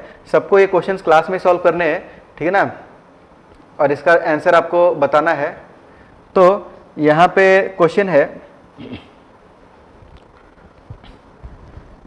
ना, क्वेश्चन है आपका कि compare the stability of the following. आपको यहाँ पे स्टेबिलिटी जो है वो कंपेयर करनी है। तो फर्स्ट क्वेश्चन है क्वेश्चन नंबर 1। तो यहाँ पे आपके पास मिथाइल कैटायन है CH3+, CD3+, ये सब क्लास में सॉल्व करते चलना भाई, CT3+। इसमें आपको बताना है कि सबसे ज़्यादा स्टेबल कौन सा है, A, B या फिर C, ठीक। फटाफट बताएंगे सब लोग। क्वेश्चन नंबर 2, जैसे जैसे आप बताते चलोगे आगे बढ़ेंगे हम लोग। यहाँ पे नेक्स्ट क्वेश्चन है आपका CH3+, CH2D+, यहाँ पे CHD2+, लास्ट है आपका CD3+, ठीक। इसमें आपको कंपेयर करना है सबसे ज़्यादा स्टेबल कौन सा है, सबसे लेस स्टेबल कौन सा है। इसके बाद क्वेश्चन नंबर 3, ठीक। क्वेश्चन नंबर 3 है, यहाँ पे आपके पास जो है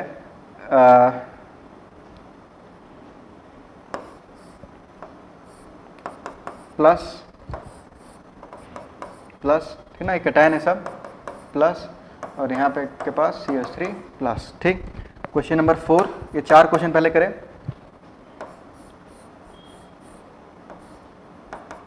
प्लस,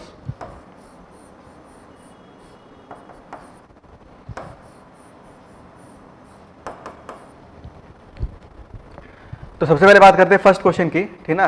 तो फर्स्ट क्वेश्चन जो है, ठीक ना, एक एक करके करते हैं। तो जो आपका फर्स्ट क्वेश्चन है क्वेश्चन नंबर 1, तो क्वेश्चन नंबर 1 में यहाँ पे देखो CH3+, CD3+ और CT3+ है। तो यहाँ डिफरेंस क्या है, हाइड्रोजन, ड्यूट्रियम और ट्रिटियम। तो H, D और T में जो प्लस आई इफेक्ट है वो ज़्यादा किसका है। तो पिछले क्लास में आपको मैंने बताया था कि H, D और T में जो T है इसका प्लस आई इफेक्ट ज़्यादा होता है, ठीक। तो इस कारण से सबसे ज़्यादा जो स्टेबल कैटायन होगा वो कौन सा होगा, CT3+। तो फर्स्ट का CB आंसर आ जाएगा, ठीक। भाई H, D और T में T का जो प्लस आई है वो ज़्यादा होता है, ठीक है ना। H का तो खैर जीरो ही मानते हैं, H से अच्छा प्लस आई D का, उससे अच्छा प्लस आई T का, तो T जो है वो प्लस आई इफेक्ट से कैटायन को स्टेबलाइज करेगा। इसके बाद क्वेश्चन नंबर 2 की बात करें तो CH3 यहाँ पे CH2D, यहाँ पे CHD2, यहाँ पे CD3। तो इसमें मुझे दिख रहा है कि यहाँ पे तीनों H है, यहाँ एक D लग गया, यहाँ 2D, यहाँ 3D।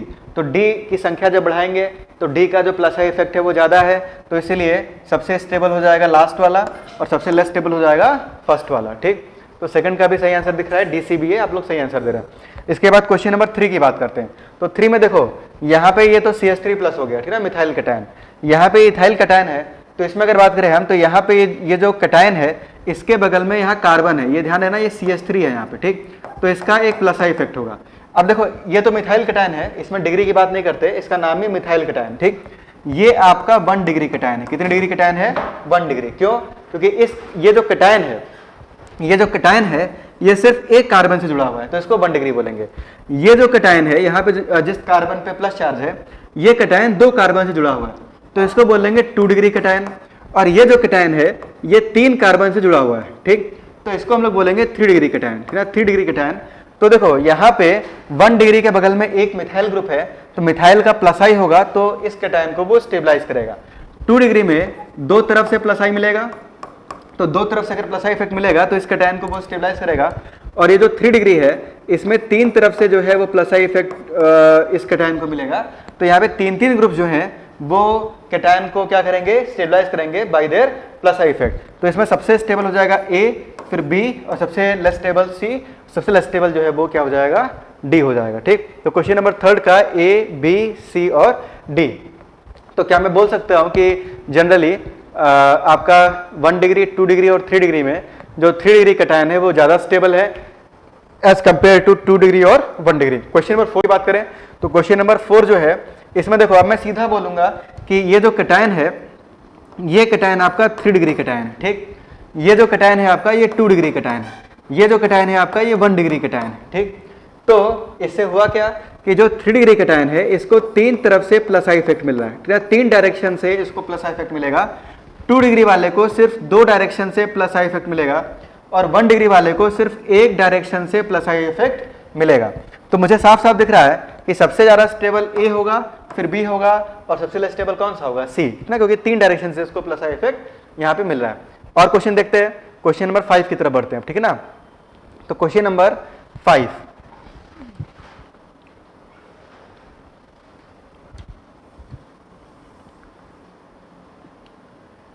ये सारे क्वेश्चन आपको PDF के फॉर्मेट में मिल जाएंगे। तो क्वेश्चन नंबर जो 5 है तो इसको फटाफट सॉल्व करें।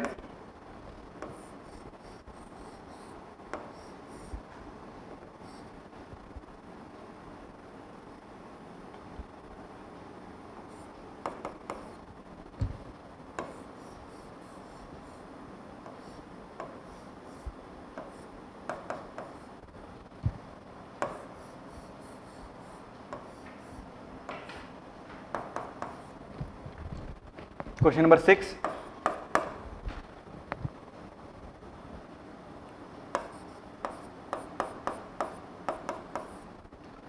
यहाँ पे अपने पास CH2 double bond CH plus और लास्ट क्वेश्चन है CH3, यहाँ पे आपके पास CH2 प्लस, ठीक। क्वेश्चन नंबर 7, क्वेश्चन नंबर 7 है, अब थोड़ा टफनेस बढ़ाएंगे क्वेश्चन की, ठीक है ना। तो देखते हैं कितने सही आंसर देते हैं आप लोग।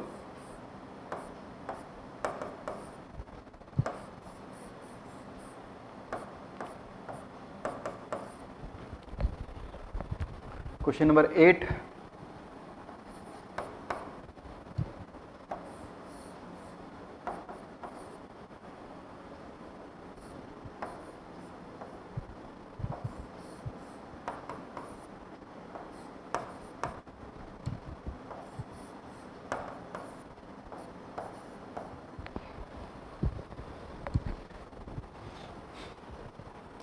तो एक एक करके डिस्कस करते हैं, ठीक ना। तो क्वेश्चन नंबर जो आपका यहाँ पे क्वेश्चन नंबर जो 5 है, तो क्वेश्चन नंबर 5 में सही आंसर क्या होगा? तो क्वेश्चन नंबर 5 में यहाँ पे लोगों ने आंसर दिया है BCA, ठीक, यहाँ पे आंसर आया है BCA। तो देख लेते हैं BCA जो है वो करेक्ट आंसर है, ठीक ना। जिन्होंने BCA दिया है, काफी लोगों ने दिया है, तो सबका आंसर जो है वो सही है। तो देखो ये जो BCA है वो क्यों होगा, क्योंकि यहाँ पे आपका ये 3 डिग्री कैटायन है। ये सब क्वेश्चन क्लास में करते चले। ये आपका 3 डिग्री कैटायन है, ठीक ना। ये कैटायन कैसा है आपका 1 डिग्री, और कोई डाउट होगा तो उसको पूछते भी चलेंगे। और ये जो कैटायन है आपका ये 2 डिग्री है, ठीक। तो मैंने आपको बता दिया भाई सबसे स्टेबल कौन सा, 3 डिग्री, फिर 2 डिग्री, फिर 1 डिग्री। क्यों, क्योंकि 3 डिग्री में 3 तरफ से प्लस आई मिलेगा, 2 डिग्री में सिर्फ 2 तरफ से प्लस आई मिलेगा, और 1 डिग्री में सिर्फ 1 तरफ से प्लस आई मिलेगा, ठीक। तो इसीलिए यहाँ पे क्योंकि तीन ग्रुप्स हैं जो कि प्लस आई इफेक्ट से इसको स्टेबलाइज कर रहे हैं, इसीलिए सबसे ज्यादा स्टेबल हो जाएगा बी, फिर सी, फिर ए, करेक्ट आंसर, ठीक। क्वेश्चन नंबर 6 पे आते हैं। अब जो क्वेश्चन नंबर 6 अच्छा है। क्वेश्चन नंबर 6 में कुछ लोगों ने ABC आंसर दिया है, कुछ लोगों ने CB आंसर दिया है, और कुछ लोगों ने BC आंसर दिया है। तो तीनों आंसर दे दिया, थी ना, 3 पॉसिबिलिटी थी, तीनों आंसर आपने दे दिया, ठीक। तो यहाँ पे देख ले भाई, बहुत कंफ्यूजन है इसका मतलब इसमें। यहाँ पे देखो सबसे स्टेबल है C, फिर B, फिर A, ठीक ना। तो CBA जिनका आंसर है वो सही है। इसका रीजन समझ ले। देखो कैटायन कैटायन कैटायन तो ठीक है, लेकिन यहाँ पे जो कैटायन के बगल वाला कार्बन है ये sp3 हाइब्रिडाइज्ड है, ठीक। यहाँ पे जो कैटायन के बगल वाला कार्बन है ये sp2 हाइब्रिडाइज्ड है, और यहाँ एक तो ये भी sp है, साथ साथ इसके बगल वाला कार्बन भी जो है वो sp हाइब्रिडाइज्ड है। अब परसेंटेज s करेक्टर जब बढ़ता है, 6 में लोग ABC आंसर दे रहे हैं, ठीक ना। ABC को मैं ये मानूंगा कि A greater than B, A सबसे ज्यादा और सबसे कम C। तो ABC जो आंसर है वो गड़बड़ आंसर है भाई, ठीक ना। ABC गलत आंसर, समझ लो क्यों, क्योंकि देखो ये कार्बन आपका sp3 है, इसके बगल वाला sp2 है, यहाँ पे ये आपका जो है sp है, ठीक। परसेंटेज s कैरेक्टर के बढ़ने से, जब परसेंटेज s बढ़ता है तो इलेक्ट्रोनेगेटिविटी भी जो है वो क्या होती है, बढ़ जाती है, ठीक। तो इलेक्ट्रोनेगेटिविटी बढ़ जाएगी, और इलेक्ट्रोनेगेटिविटी अगर बढ़ेगा तो जो -I इफेक्ट है वो भी क्या होगा, बढ़ जाएगा, ठीक। sp3 वाला तो इसको इलेक्ट्रॉन देगा, ये तो इलेक्ट्रॉन देगा जिससे कि स्टेबलाइज करेगा, लेकिन यहाँ ये sp2 और यहाँ ये sp, तो इनका तो इलेक्ट्रॉन विड्रॉइंग नेचर हो गया, यानी कि ये कैटायन को डिस्टेबलाइज करेंगे, और सबसे ज्यादा डिस्टेबलाइज कौन करेगा, C, ठीक। तो इस कारण से सबसे जो आपका लेस स्टेबल है वो कौन सा, ये वाला है, ठीक ना। दूसरा चीज कि इन कार्बन की इलेक्ट्रोनेगेटिविटी भी ज्यादा है, ठीक ना। यहाँ पे ट्रिपल बॉन्ड है, यहाँ डबल बॉन्ड है, ठीक। तो इन कार्बन की इलेक्ट्रोनेगेटिविटी भी जो है वो क्या है, ज्यादा है। भाई इस कार्बन की इलेक्ट्रोनेगेटिविटी कम होगी, इसकी ज्यादा होगी, इसकी और ज्यादा होगी। क्यों, क्योंकि जो परसेंटेज एस करेक्टर है वो बढ़ रहा है, ठीक। और एक इलेक्ट्रोनेगेटिव एटम पे प्लस चार्ज स्टेबल होगा क्या, तो इलेक्ट्रोनेगेटिव एटम पे प्लस चार्ज जो है वो लेस स्टेबल होगा, इलेक्ट्रोनेगेटिव एटम पे माइनस चार्ज ज्यादा स्टेबल होगा। वही अगर यहाँ प्लस की जगह पर, ये जो प्लस चार्ज है इसकी जगह पर अगर माइनस चार्ज होता तो आंसर आ जाता A, B और C। तो इसलिए इसका जो सही आंसर है वो जाएगा CBA। कोई डाउट होगा तो उसको आप लोग पूछ लेंगे, ये तो आगे बढ़ते हैं। नेक्स्ट है क्वेश्चन नंबर 7। तो देखो क्वेश्चन नंबर 7 में आंसर सबसे पहले आप लोग का देखें क्या आ रहा है, ABCD लोग आंसर दे रहे हैं, ABCD। तो ABCD जो है वो करेक्ट आंसर, सबसे ज्यादा ABCD। अब इसका करेक्ट एक्सप्लेनेशन समझ लें, ठीक, सही रीजन समझ लें। इसका रीजन समझने से पहले मैं एक पॉइंट आपको क्लियर कर दूं कि यहां बहुत लोग को डाउट रहता है कि सर ये प्लस चार्ज तो रेजोनेंस कर रहा है, प्लस चार्ज क्या कर रहा है, रेजोनेंस, ठीक। रेजोनेंस अपना जस्ट अभी अगला ही टॉपिक है, लेकिन क्योंकि रेजोनेंस का थोड़ा कॉन्सेप्ट कुछ पता है तो इसीलिए मैं आपको बता दूं। पहली चीज इसको आप पहले नोट बना के कहीं लिख लो कि ये प्लस चार्ज जो है वो रिंग में रेजोनेंस नहीं करेगा, इस पाई क्लाउड के साथ ये रेजोनेंस नहीं करेगा। क्यों नहीं करेगा, इसका प्रूफ हम लोग रेजोनेंस में समझेंगे भी, ठीक है, कि ये जो कैटायन है ये इसके साथ रेजोनेंस क्यों नहीं करता है, ठीक है ना। एक चीज हमेशा याद रखना, इसको जब तक ऑर्गेनिक पढ़ रहे हैं तब तक तो याद ही रखना कि बेंजीन अगर है, ठीक, तो बेंजीन के ऊपर अगर प्लस चार्ज है, या फिर बेंजीन वाले कार्बन पे ये जो sp2 कार्बन है इस पे अगर माइनस चार्ज है, या फिर इस कार्बन पे अगर कोई रेडिकल है, या इस कार्बन पे अगर कोई लोन पेयर है, तो वो रिंग के साथ रेजोनेंस नहीं करेगा, रिंग के साथ कभी भी रेजोनेंस नहीं करेगा। अगर इसके बाहर वाले कार्बन पे, जैसे ये जो कार्बन है आपका, अगर इसके बाहर वाले कार्बन पे CH2+, अगर इसके बाहर वाले कार्बन में प्लस चार्ज है तब तो ये रेजोनेंस करेगा, ठीक। लेकिन अगर बेंजीन के ऊपर ही प्लस चार्ज है, या माइनस चार्ज है, या रेडिकल है, या लोन पेयर है, ठीक ना, तो वो कभी भी रिंग के साथ रेजोनेंस नहीं करेगा, ठीक है। इसका प्रूफ आपको बताएंगे, क्योंकि ये जो पाई क्लाउड है और जिस प्लेन में ये लोन पेयर है या जो लो ऑर्बिटल है वो परपेंडिकुलर हो जाते हैं, जिसके कारण रेजोनेंस इनके बीच में नहीं हो पाता। ठीक, तो पहले तो मैं ये पॉइंट खत्म कर दूं कि अगर किसी के दिमाग में ये आए कि ये प्लस से तो सर रेजोनेंस कर सकता है, तो यहाँ रेजोनेंस जैसा कोई चीज नहीं है, रेजोनेंस है ही नहीं यहाँ पे किसी में भी, यहाँ कहीं भी प्लस चार्ज आपका रेजोनेंस नहीं कर रहा है। ठीक, अच्छा अब देखो, तो क्वेश्चन नंबर पूछा गया है यहाँ पे सर 6 में हाइपर कॉन्जुगेशन नहीं होगा, तो हाइपर कॉन्जुगेशन होगा, ठीक ना, लेकिन यहाँ पे हम लोग इंडक्टिव से बात करें, हाइपर कॉन्जुगेशन से भी सेम आएगा, हाइपर कॉन्जुगेशन सिर्फ इसमें होगा। ठीक, इससे भी स्टेबिलिटी इसकी बढ़ेगी, ठीक ना, तो हाइपर कॉन्जुगेशन से भी कोई अलग आंसर नहीं आ रहा है, आंसर आपका जो है वो सी, बी और ए ही आएगा। ठीक, 6 को मैं रिपीट कर दे रहा हूं, तो देखो एक तो यहाँ पे जो कैटायन है, एक तो कैटायन यहाँ पे मोर इलेक्ट्रोनेगेटिव कार्बन पे है,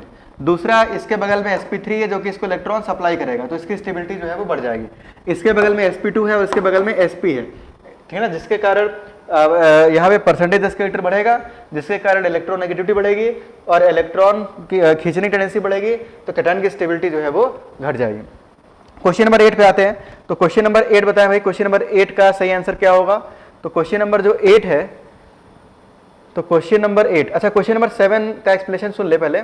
मैंने अभी ये बताया आपको कि यहाँ पे रेजोनेंस जो है वो नहीं हो रहा है। ठीक, अब यहाँ पे रेजोनेंस नहीं होगा। अब देखो इस कैटायन के, ये जो कैटायन है आपका, इसके बगल में 2 कार्बन है, एक कार्बन ये हो गया, एक कार्बन ये हो गया, इस कार्बन का हाइब्रिडाइजेशन भी sp3 है, इस कार्बन का हाइब्रिडाइजेशन भी sp3 है, दोनों का हाइब्रिडाइजेशन sp3 है। ठीक, तो इन दोनों का एक प्लस आई इफेक्ट होगा और प्लस आई इफेक्ट होने के कारण इस कैटायन की जो स्टेबिलिटी है वो बढ़ जाएगी। ठीक, अच्छा अब यहां पे मुझे दिख रहा है कि ये तो कैटायन है, लेकिन इसके बगल में ये जो कार्बन है ये sp2 हो गया, ये कार्बन क्या हो गया आपका sp2 और ये कार्बन हो गया sp3। तो sp2 कार्बन की इलेक्ट्रोनेगेटिविटी जो है वो ज्यादा होती है, ये मैंने आपको पिछले क्लास में समझा दिया था, ये हम बार बार इसको यूज करेंगे। sp2 कार्बन की जो इलेक्ट्रोनेगेटिविटी होती है वो sp3 वाले से ज्यादा होती है। ठीक, तो यहाँ पे तो बगल में दोनों sp3 थे, जबकि यहाँ पे एक ये तो sp3 है, जबकि ये क्या हो गया sp2 होने से इस कार्बन की इलेक्ट्रोनेगेटिविटी जो है वो बढ़ गई, इलेक्ट्रोनेगेटिविटी बढ़ने से इसके इलेक्ट्रॉन खींचने की टेंडेंसी बढ़ गई, जिससे इस कार्बोकैटायन की स्टेबिलिटी जो है वो घट गई।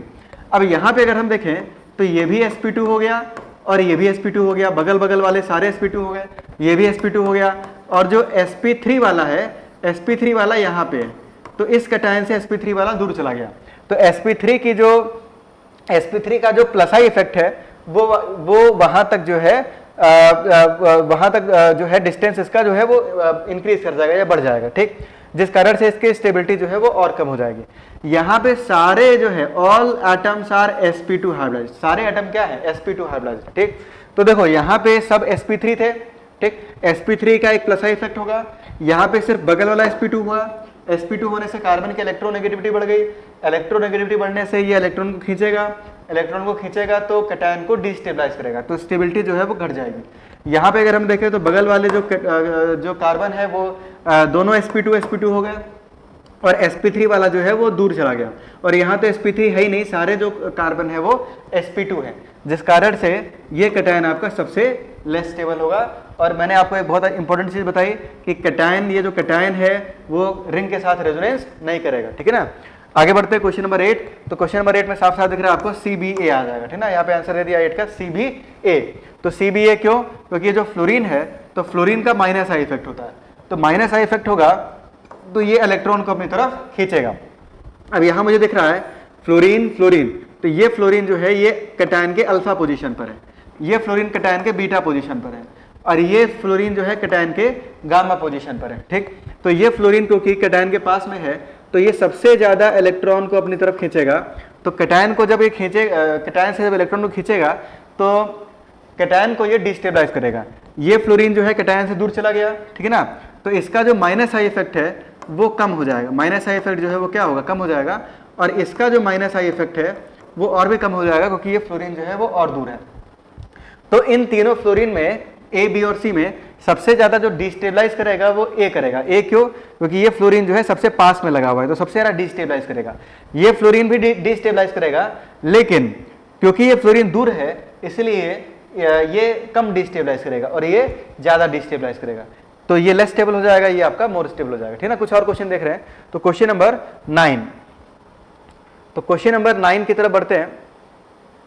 तो नेक्स्ट है आपका क्वेश्चन नंबर 9।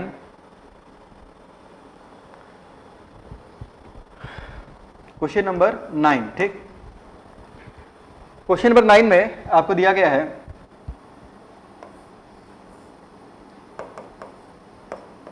देखिए भाई ये कितने लोग सही करते हैं। क्वेश्चन सही सॉल्व करेंगे तो इस चैप्टर में कमांड आपकी बढ़ेगी।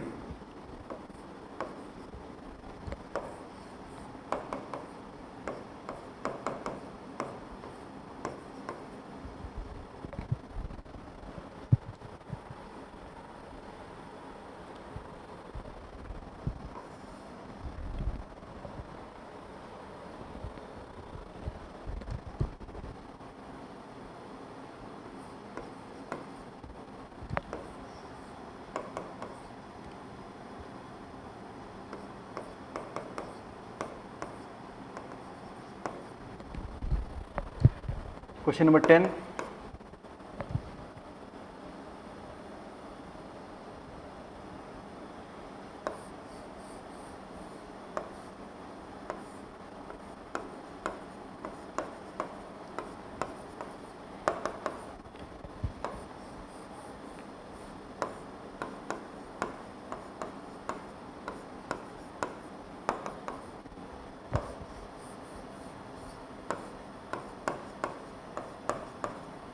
तो क्वेश्चन नंबर मेरे ख्याल से 9 आपका हो गया होगा ना। क्वेश्चन नंबर 9 का करेक्ट आंसर क्या होगा?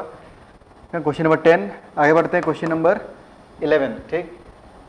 तो क्वेश्चन नंबर 11 जो है आपका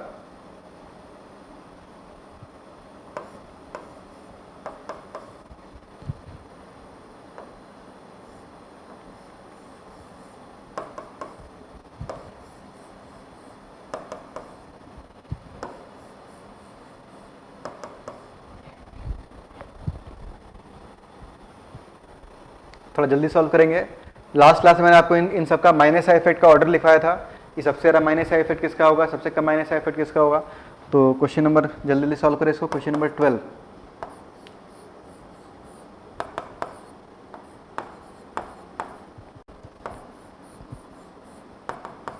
अब थोड़ा सा स्पीड को बढ़ाएंगे, ठीक ना।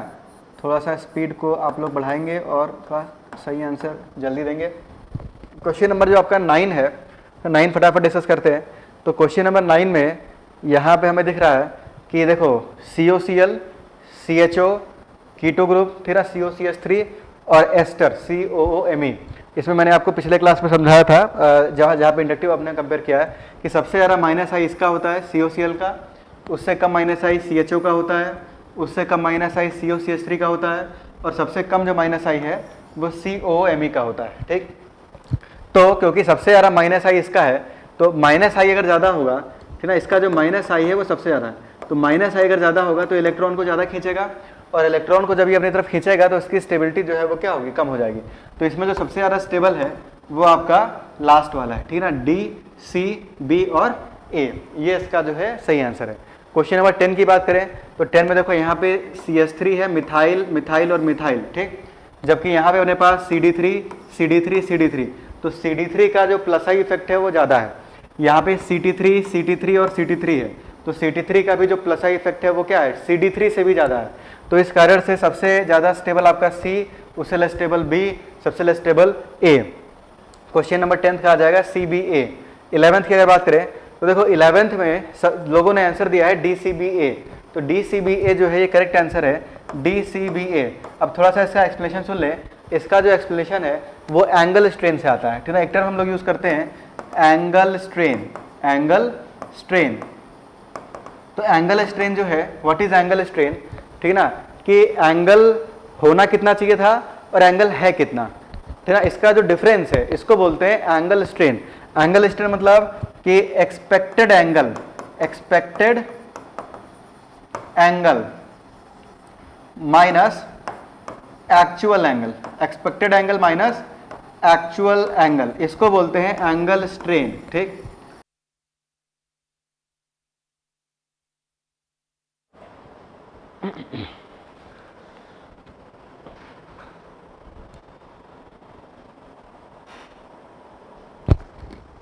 तो इसमें क्वेश्चन नंबर हम लोग यहाँ पे 11 देख रहे थे। तो क्वेश्चन नंबर 11 जो है इसमें आपका जो कॉन्सेप्ट है वो एंगल स्ट्रेन का है, ठीक है ना। रिंग्स के केस में जो डोमिनेटिंग फैक्टर होता है ये एंगल स्ट्रेन होता है। एंगल स्ट्रेन का एक फॉर्मूला है, angle strain equal to expected angle ना, expected angle minus actual angle ना, expected angle minus actual angle, ठीक है। इसको याद रखेंगे। तो देखो यहाँ पे मैं कैलकुलेट कर रहा हूँ, ये बताओ इस कार्बन का जो हाइब्रिडाइजेशन है वो क्या है। तो अभी मैंने बताया आपको कार्बोकेटायन का जो हाइब्रिडाइजेशन है ये sp2 होता है। कोई भी आपका कार्बोकेटायन है तो कार्बोकेटायन का जो हाइब्रिडाइजेशन है वो sp2 होता है। तो एंगल स्ट्रेन की अगर हम बात करते हैं यहाँ पे एंगल स्ट्रेन, शॉर्ट में AS लिख रहा हूँ, ठीक। तो एंगल स्ट्रेन की अगर बात करें हम तो एंगल स्ट्रेन यहाँ पे देखो expected angle minus actual angle. तो एक्सपेक्टेड एंगल जो है वो होना चाहिए था 120 डिग्री, लेकिन एक्चुअल एंगल कितना है 60 डिग्री। यहाँ पे एंगल जो है वो 60 डिग्री का है, ठीक।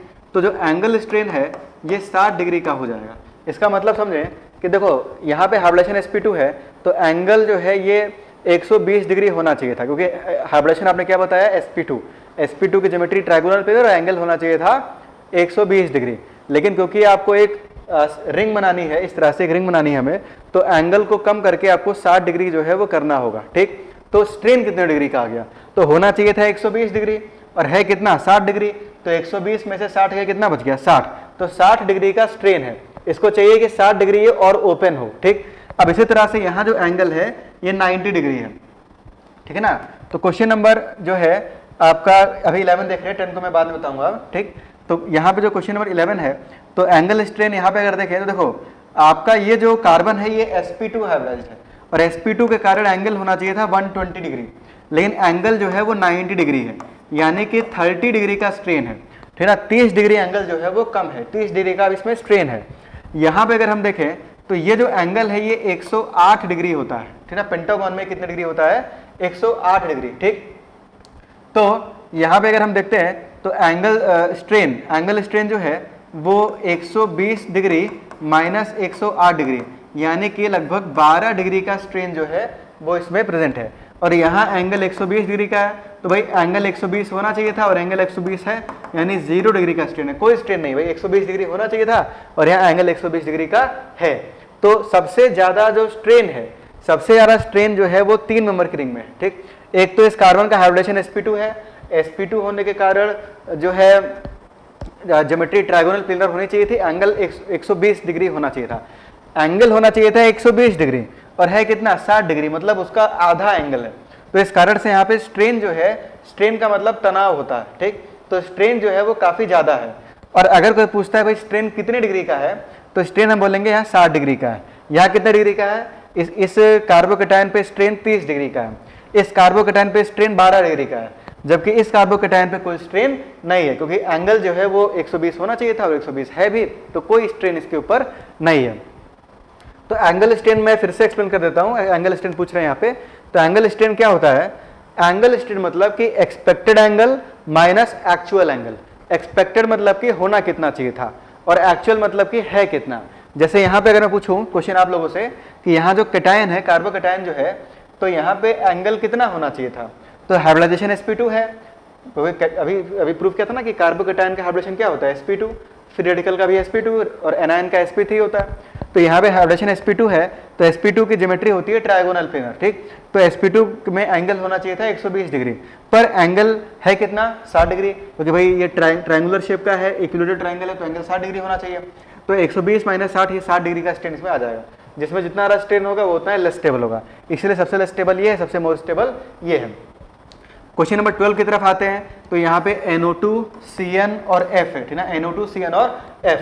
तो इन तीनों में अगर हम देखें तो माइनस आई जो है सबसे ज्यादा NO2 का है, उससे कम माइनस आई CN का है, सबसे कम माइनस आई जो है वो F का है। इसीलिए सबसे लेस स्टेबल A, उससे मोर स्टेबल B, सबसे more stable C। Question number 10 को पूछ रहा था। तो यहाँ 3 मिथाइल है, यहाँ 3 जो है CD3 है, यानी ट्राई ड्यूट्रोमिथाइल है, और यहाँ पे 3 CT3 है। तो CH3, CD3 और CT3 इन तीनों में जो प्लस आई है वो सबसे ज्यादा CT3 का है, इसलिए सबसे स्टेबल कैटायन ये होगा और सबसे लेस स्टेबल कैटायन ये होगा। अच्छा, क्वेश्चन नंबर कुछ क्वेश्चन मैं और दे रहा हूँ आपको। अब कुछ अच्छे क्वेश्चन करने जा रहे हैं, तो कुछ अच्छे क्वेश्चन की तरफ बढ़ते हैं, ठीक है ना। थोड़े और अच्छे क्वेश्चन देखते हैं। तो नेक्स्ट है क्वेश्चन नंबर 13। तो क्वेश्चन नंबर 13 देखें, क्वेश्चन नंबर 13, ठीक। तो क्वेश्चन नंबर 13 अभी आप लोगों को बताना है, इसमें जो है स्टेबिलिटी का ऑर्डर क्या होगा, ठीक। तो चलो भाई इसको करो, देखिए इसको कितने लोग सही बताते हैं, प्लस, ठीक। इसको सही बता लोगे तो मान जाएंगे कि भाई आप लोग जो है सब समझ में आ रहा है आपको, ठीक। और साथ ही साथ आप लोग इंटेलिजेंट भी हो, नहीं ये समझ में आ गया इस क्वेश्चन से। देखिए कितने लोग बताते हैं। यहाँ पे साइनाइड है Cn, ठीक, प्लस Cl प्लस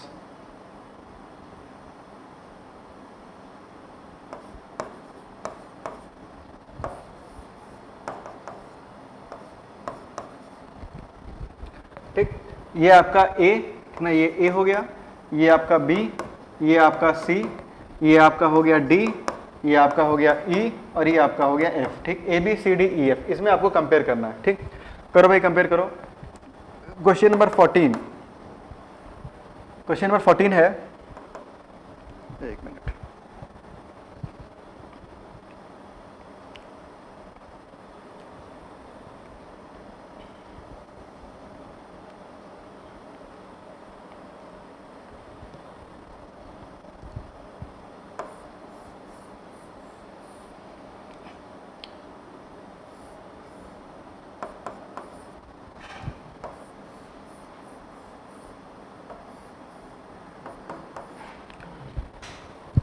तो क्वेश्चन नंबर 13 में यहाँ पे एक नया कॉन्सेप्ट मैं आपको बताने जा रहा हूँ, ठीक है। एक नया कॉन्सेप्ट है आप लोगों के लिए।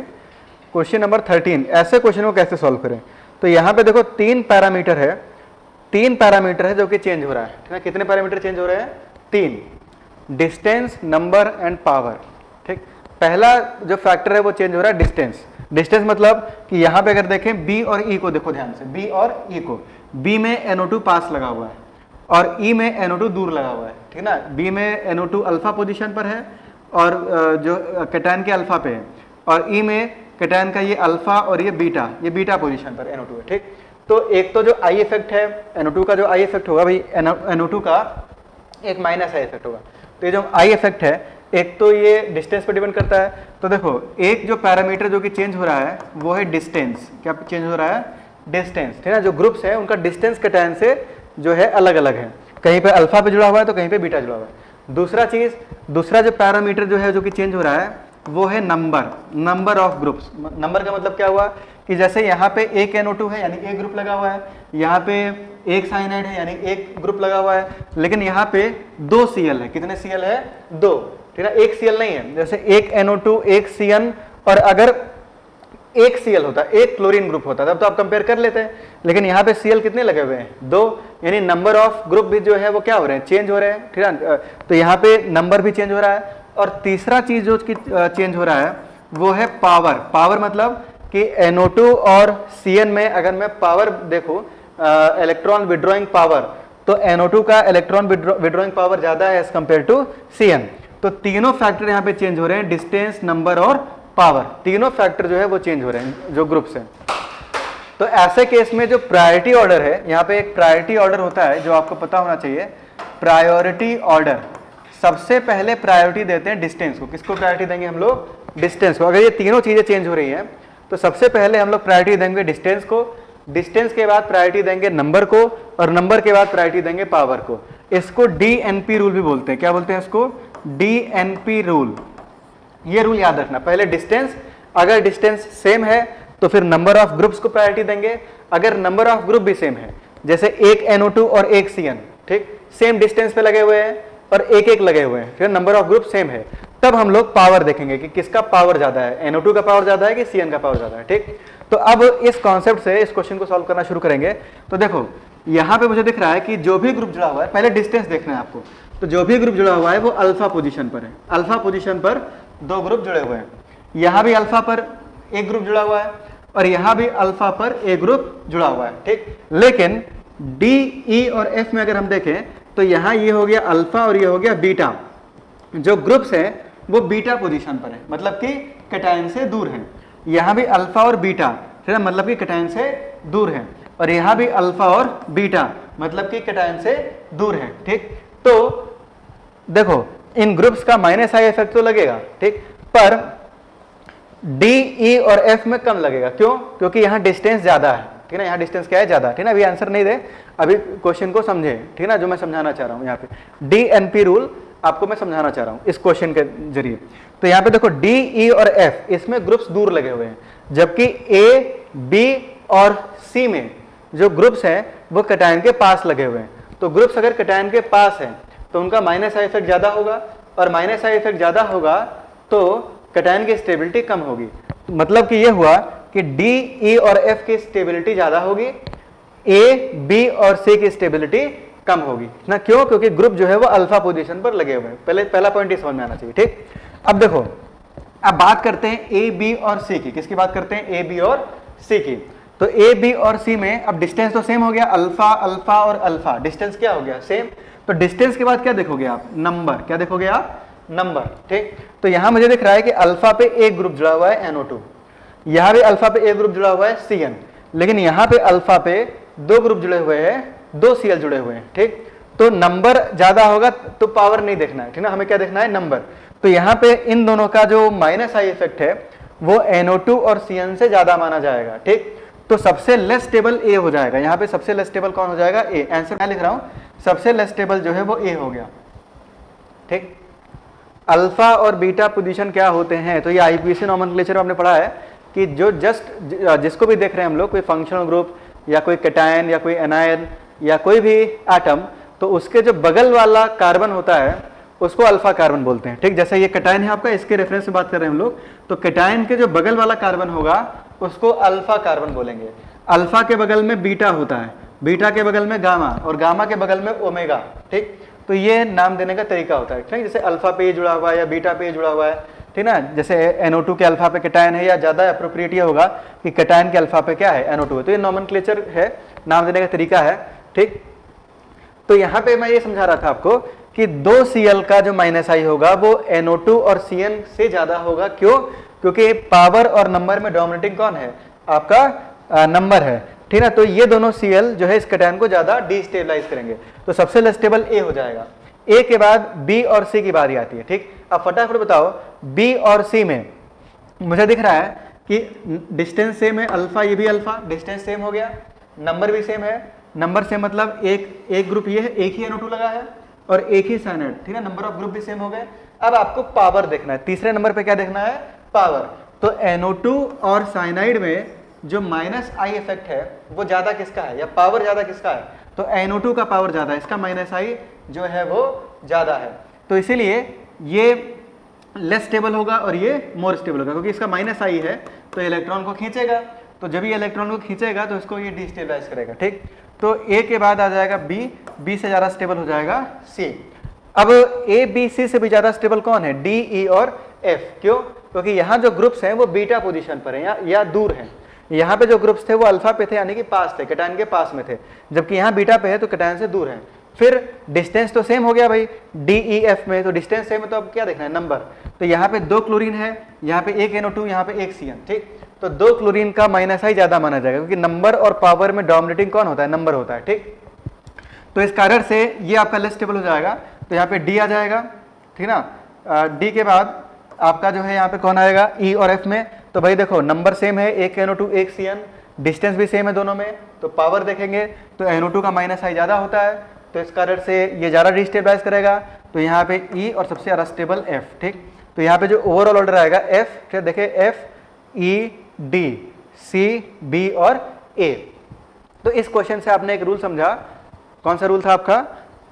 DNP रूल, ठीक ना, कि जब आप इंडक्टिव इफेक्ट देखोगे, ठीक है, इंडक्टिव के लिए है, तो ये इंडक्टिव इफेक्ट डिस्टेंस पे डिपेंड करता है। इंडक्टिव इफेक्ट डिपेंड करता है कि नंबर ऑफ ग्रुप्स कितने हैं, आपने एक NO2 लगा रखा है कि 2 NO2 लगा रखा है कि 3 NO2 लगा रखा है, कि एक Cl लगाया है कि 2 Cl है कि 3 Cl है, ठीक। तो नंबर ऑफ ग्रुप्स पे डिपेंड करेगा।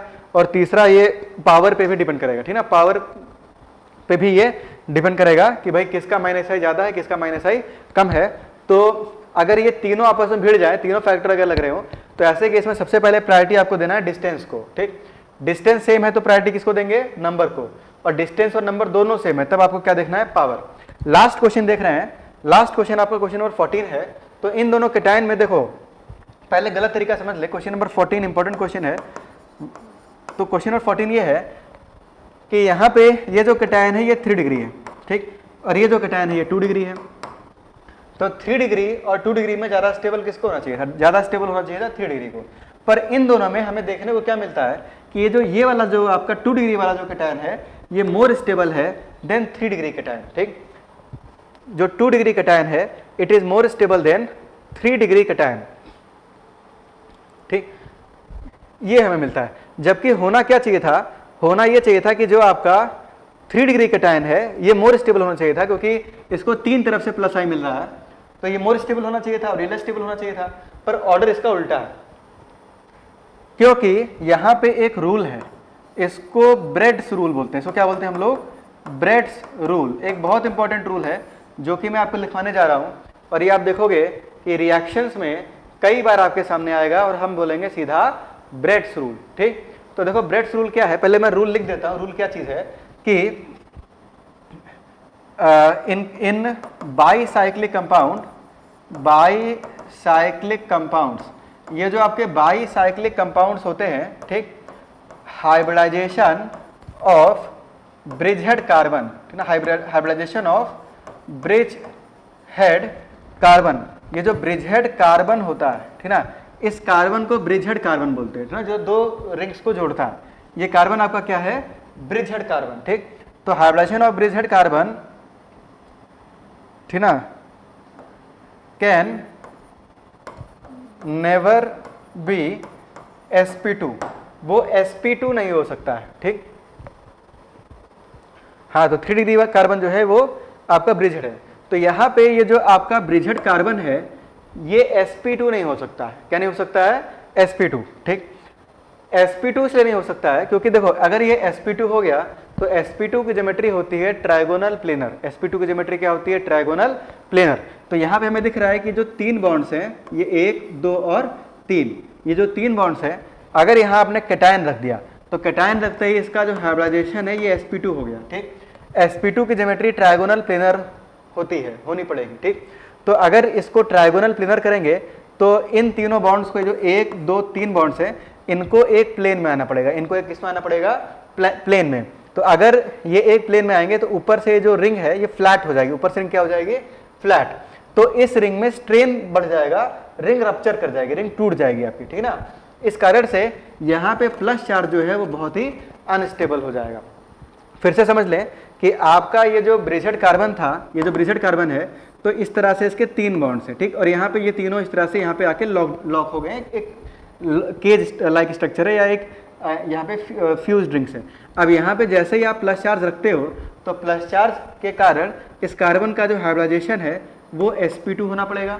sp2 की ज्योमेट्री क्या होती है? Trigonal planar. तो ट्राइगोनल प्लेनर होने के लिए इन तीनों बॉन्ड्स को एक प्लेन में आना पड़ेगा। अगर ये तीनों बॉन्ड्स एक प्लेन में आएंगे, ये तीनों बॉन्ड्स किस में आएंगे? एक प्लेन में। तो ऊपर से यूँ समझो कि ये जो आपका रिंग था, ये जो आपका ये जो मॉलिक्यूल है ऊपर से चपटा हो जाएगा। ऊपर से क्या हो जाएगा? चपटा, ठीक ना, या फ्लैट हो जाएगा, ठीक। इसके कारण इसमें जो स्ट्रेन है वो काफ़ी बढ़ जाएगा, और स्ट्रेन अगर बढ़ गया तो स्ट्रेन के बढ़ने से रिंग टूट भी सकता है, ठीक ना, और ये हाईली अनस्टेबल हो जाएगा, जिस कारण से ये आपका लेस स्टेबल होता है और ये आपका मोर स्टेबल होता है। इसको ब्रेड्स रूल भी बोलते हैं, ठीक ना, ब्रेड्स रूल। तो ब्रेड्स रूल क्या कहता है, ठीक है ना, ब्रिजहेड कार्बन क्या होता है, किसी ने क्वेश्चन पूछा है। तो ये जो बाईसाइक्लिक कंपाउंड्स होते हैं, इस तरह के ये जो आपके बाईसाइक्लिक कंपाउंड्स होते हैं ना, ये इनको बाईसाइक्लिक कंपाउंड्स बोलते हैं। तो बाईसाइक्लिक कंपाउंड्स में ये जो कार्बन होते हैं, ये वाला कार्बन और ये वाला कार्बन, ठीक, जो कि 2 रिंग को जोड़ रहे हैं, ठीक ना, इनको ब्रिजहेड कार्बन बोलते हैं। इनको हम लोग क्या बोलते हैं? ब्रिज हेड कार्बन, ठीक ना, जिसमें 2 रिंग आपस में फ्यूज होती है, ठीक। तो जो आपके बाईसाइक्लिक कंपाउंड्स है उसमें जो ब्रिजहेड कार्बन होता है, तो ब्रिजहेड कार्बन पे जो पॉजिटिव चार्ज है या जो फ्री रेडिकल है वो बहुत ही लेस स्टेबल होता है। क्योंकि अगर ब्रिजहेड कार्बन पे पॉजिटिव चार्ज आ गया या ब्रिजहेड कार्बन पे फ्री रेडिकल आ गया तो ऐसे केस में ब्रिजहेड कार्बन का जो हाइब्रिडाइजेशन है वो sp2 हो जाएगा। sp2 के कारण इसकी ज्योमेट्री होनी पड़ेगी क्या? Trigonal planar. और इन 3 बॉन्ड्स को, जो कि नीचे की तरफ थे, 3 बॉन्ड कहाँ की तरफ थे? नीचे की तरफ थे। इन तीनों को एक ही प्लेन में आना पड़ेगा, सेम प्लेन में आना पड़ेगा ना, प्लेनर होना पड़ेगा। तो यूँ समझो कि ऊपर से रिंग चपटी हो जाएगी ना, फ्लैट हो जाएगी, ठीक। जिससे इसके अंदर जो स्ट्रेन है मॉलिक्यूल के अंदर वो काफ़ी बढ़ जाएगा और स्ट्रेन बढ़ने के कारण रिंग टूट जाएगी, ठीक है ना, और कंपाउंड हाईली अनस्टेबल हो जाएगा। तो इसीलिए ये आपका लेस स्टेबल होता है, केटायन यहाँ आ ही नहीं पाता, यहाँ केटायन बन ही नहीं पाता। अगर फॉर्म होने की टेंडेंसी भी होगी तो वो फॉर्म होना प्रीफर नहीं करेगा, ठीक ना, वहाँ केटायन पहुँचता ही नहीं है क्योंकि ये हाईली अनस्टेबल होता है, ठीक ना, इसको ब्रेड स्कूल हम लोग बोलते हैं। तो आज हमने बात की कार्बोकेटायन की, नेक्स्ट क्लास में कार्बन आयन और फ्री रेडिकल की भी बात करेंगे, ठीक है ना, और उसके बाद हम लोग स्टार्ट करेंगे अपना जो नेक्स्ट टॉपिक है रेजोनेंस, और फिर रेजोनेंस के कारण कौन कौन सी चीज़ें इफेक्ट होती है उनको भी हम लोग समझेंगे, ठीक।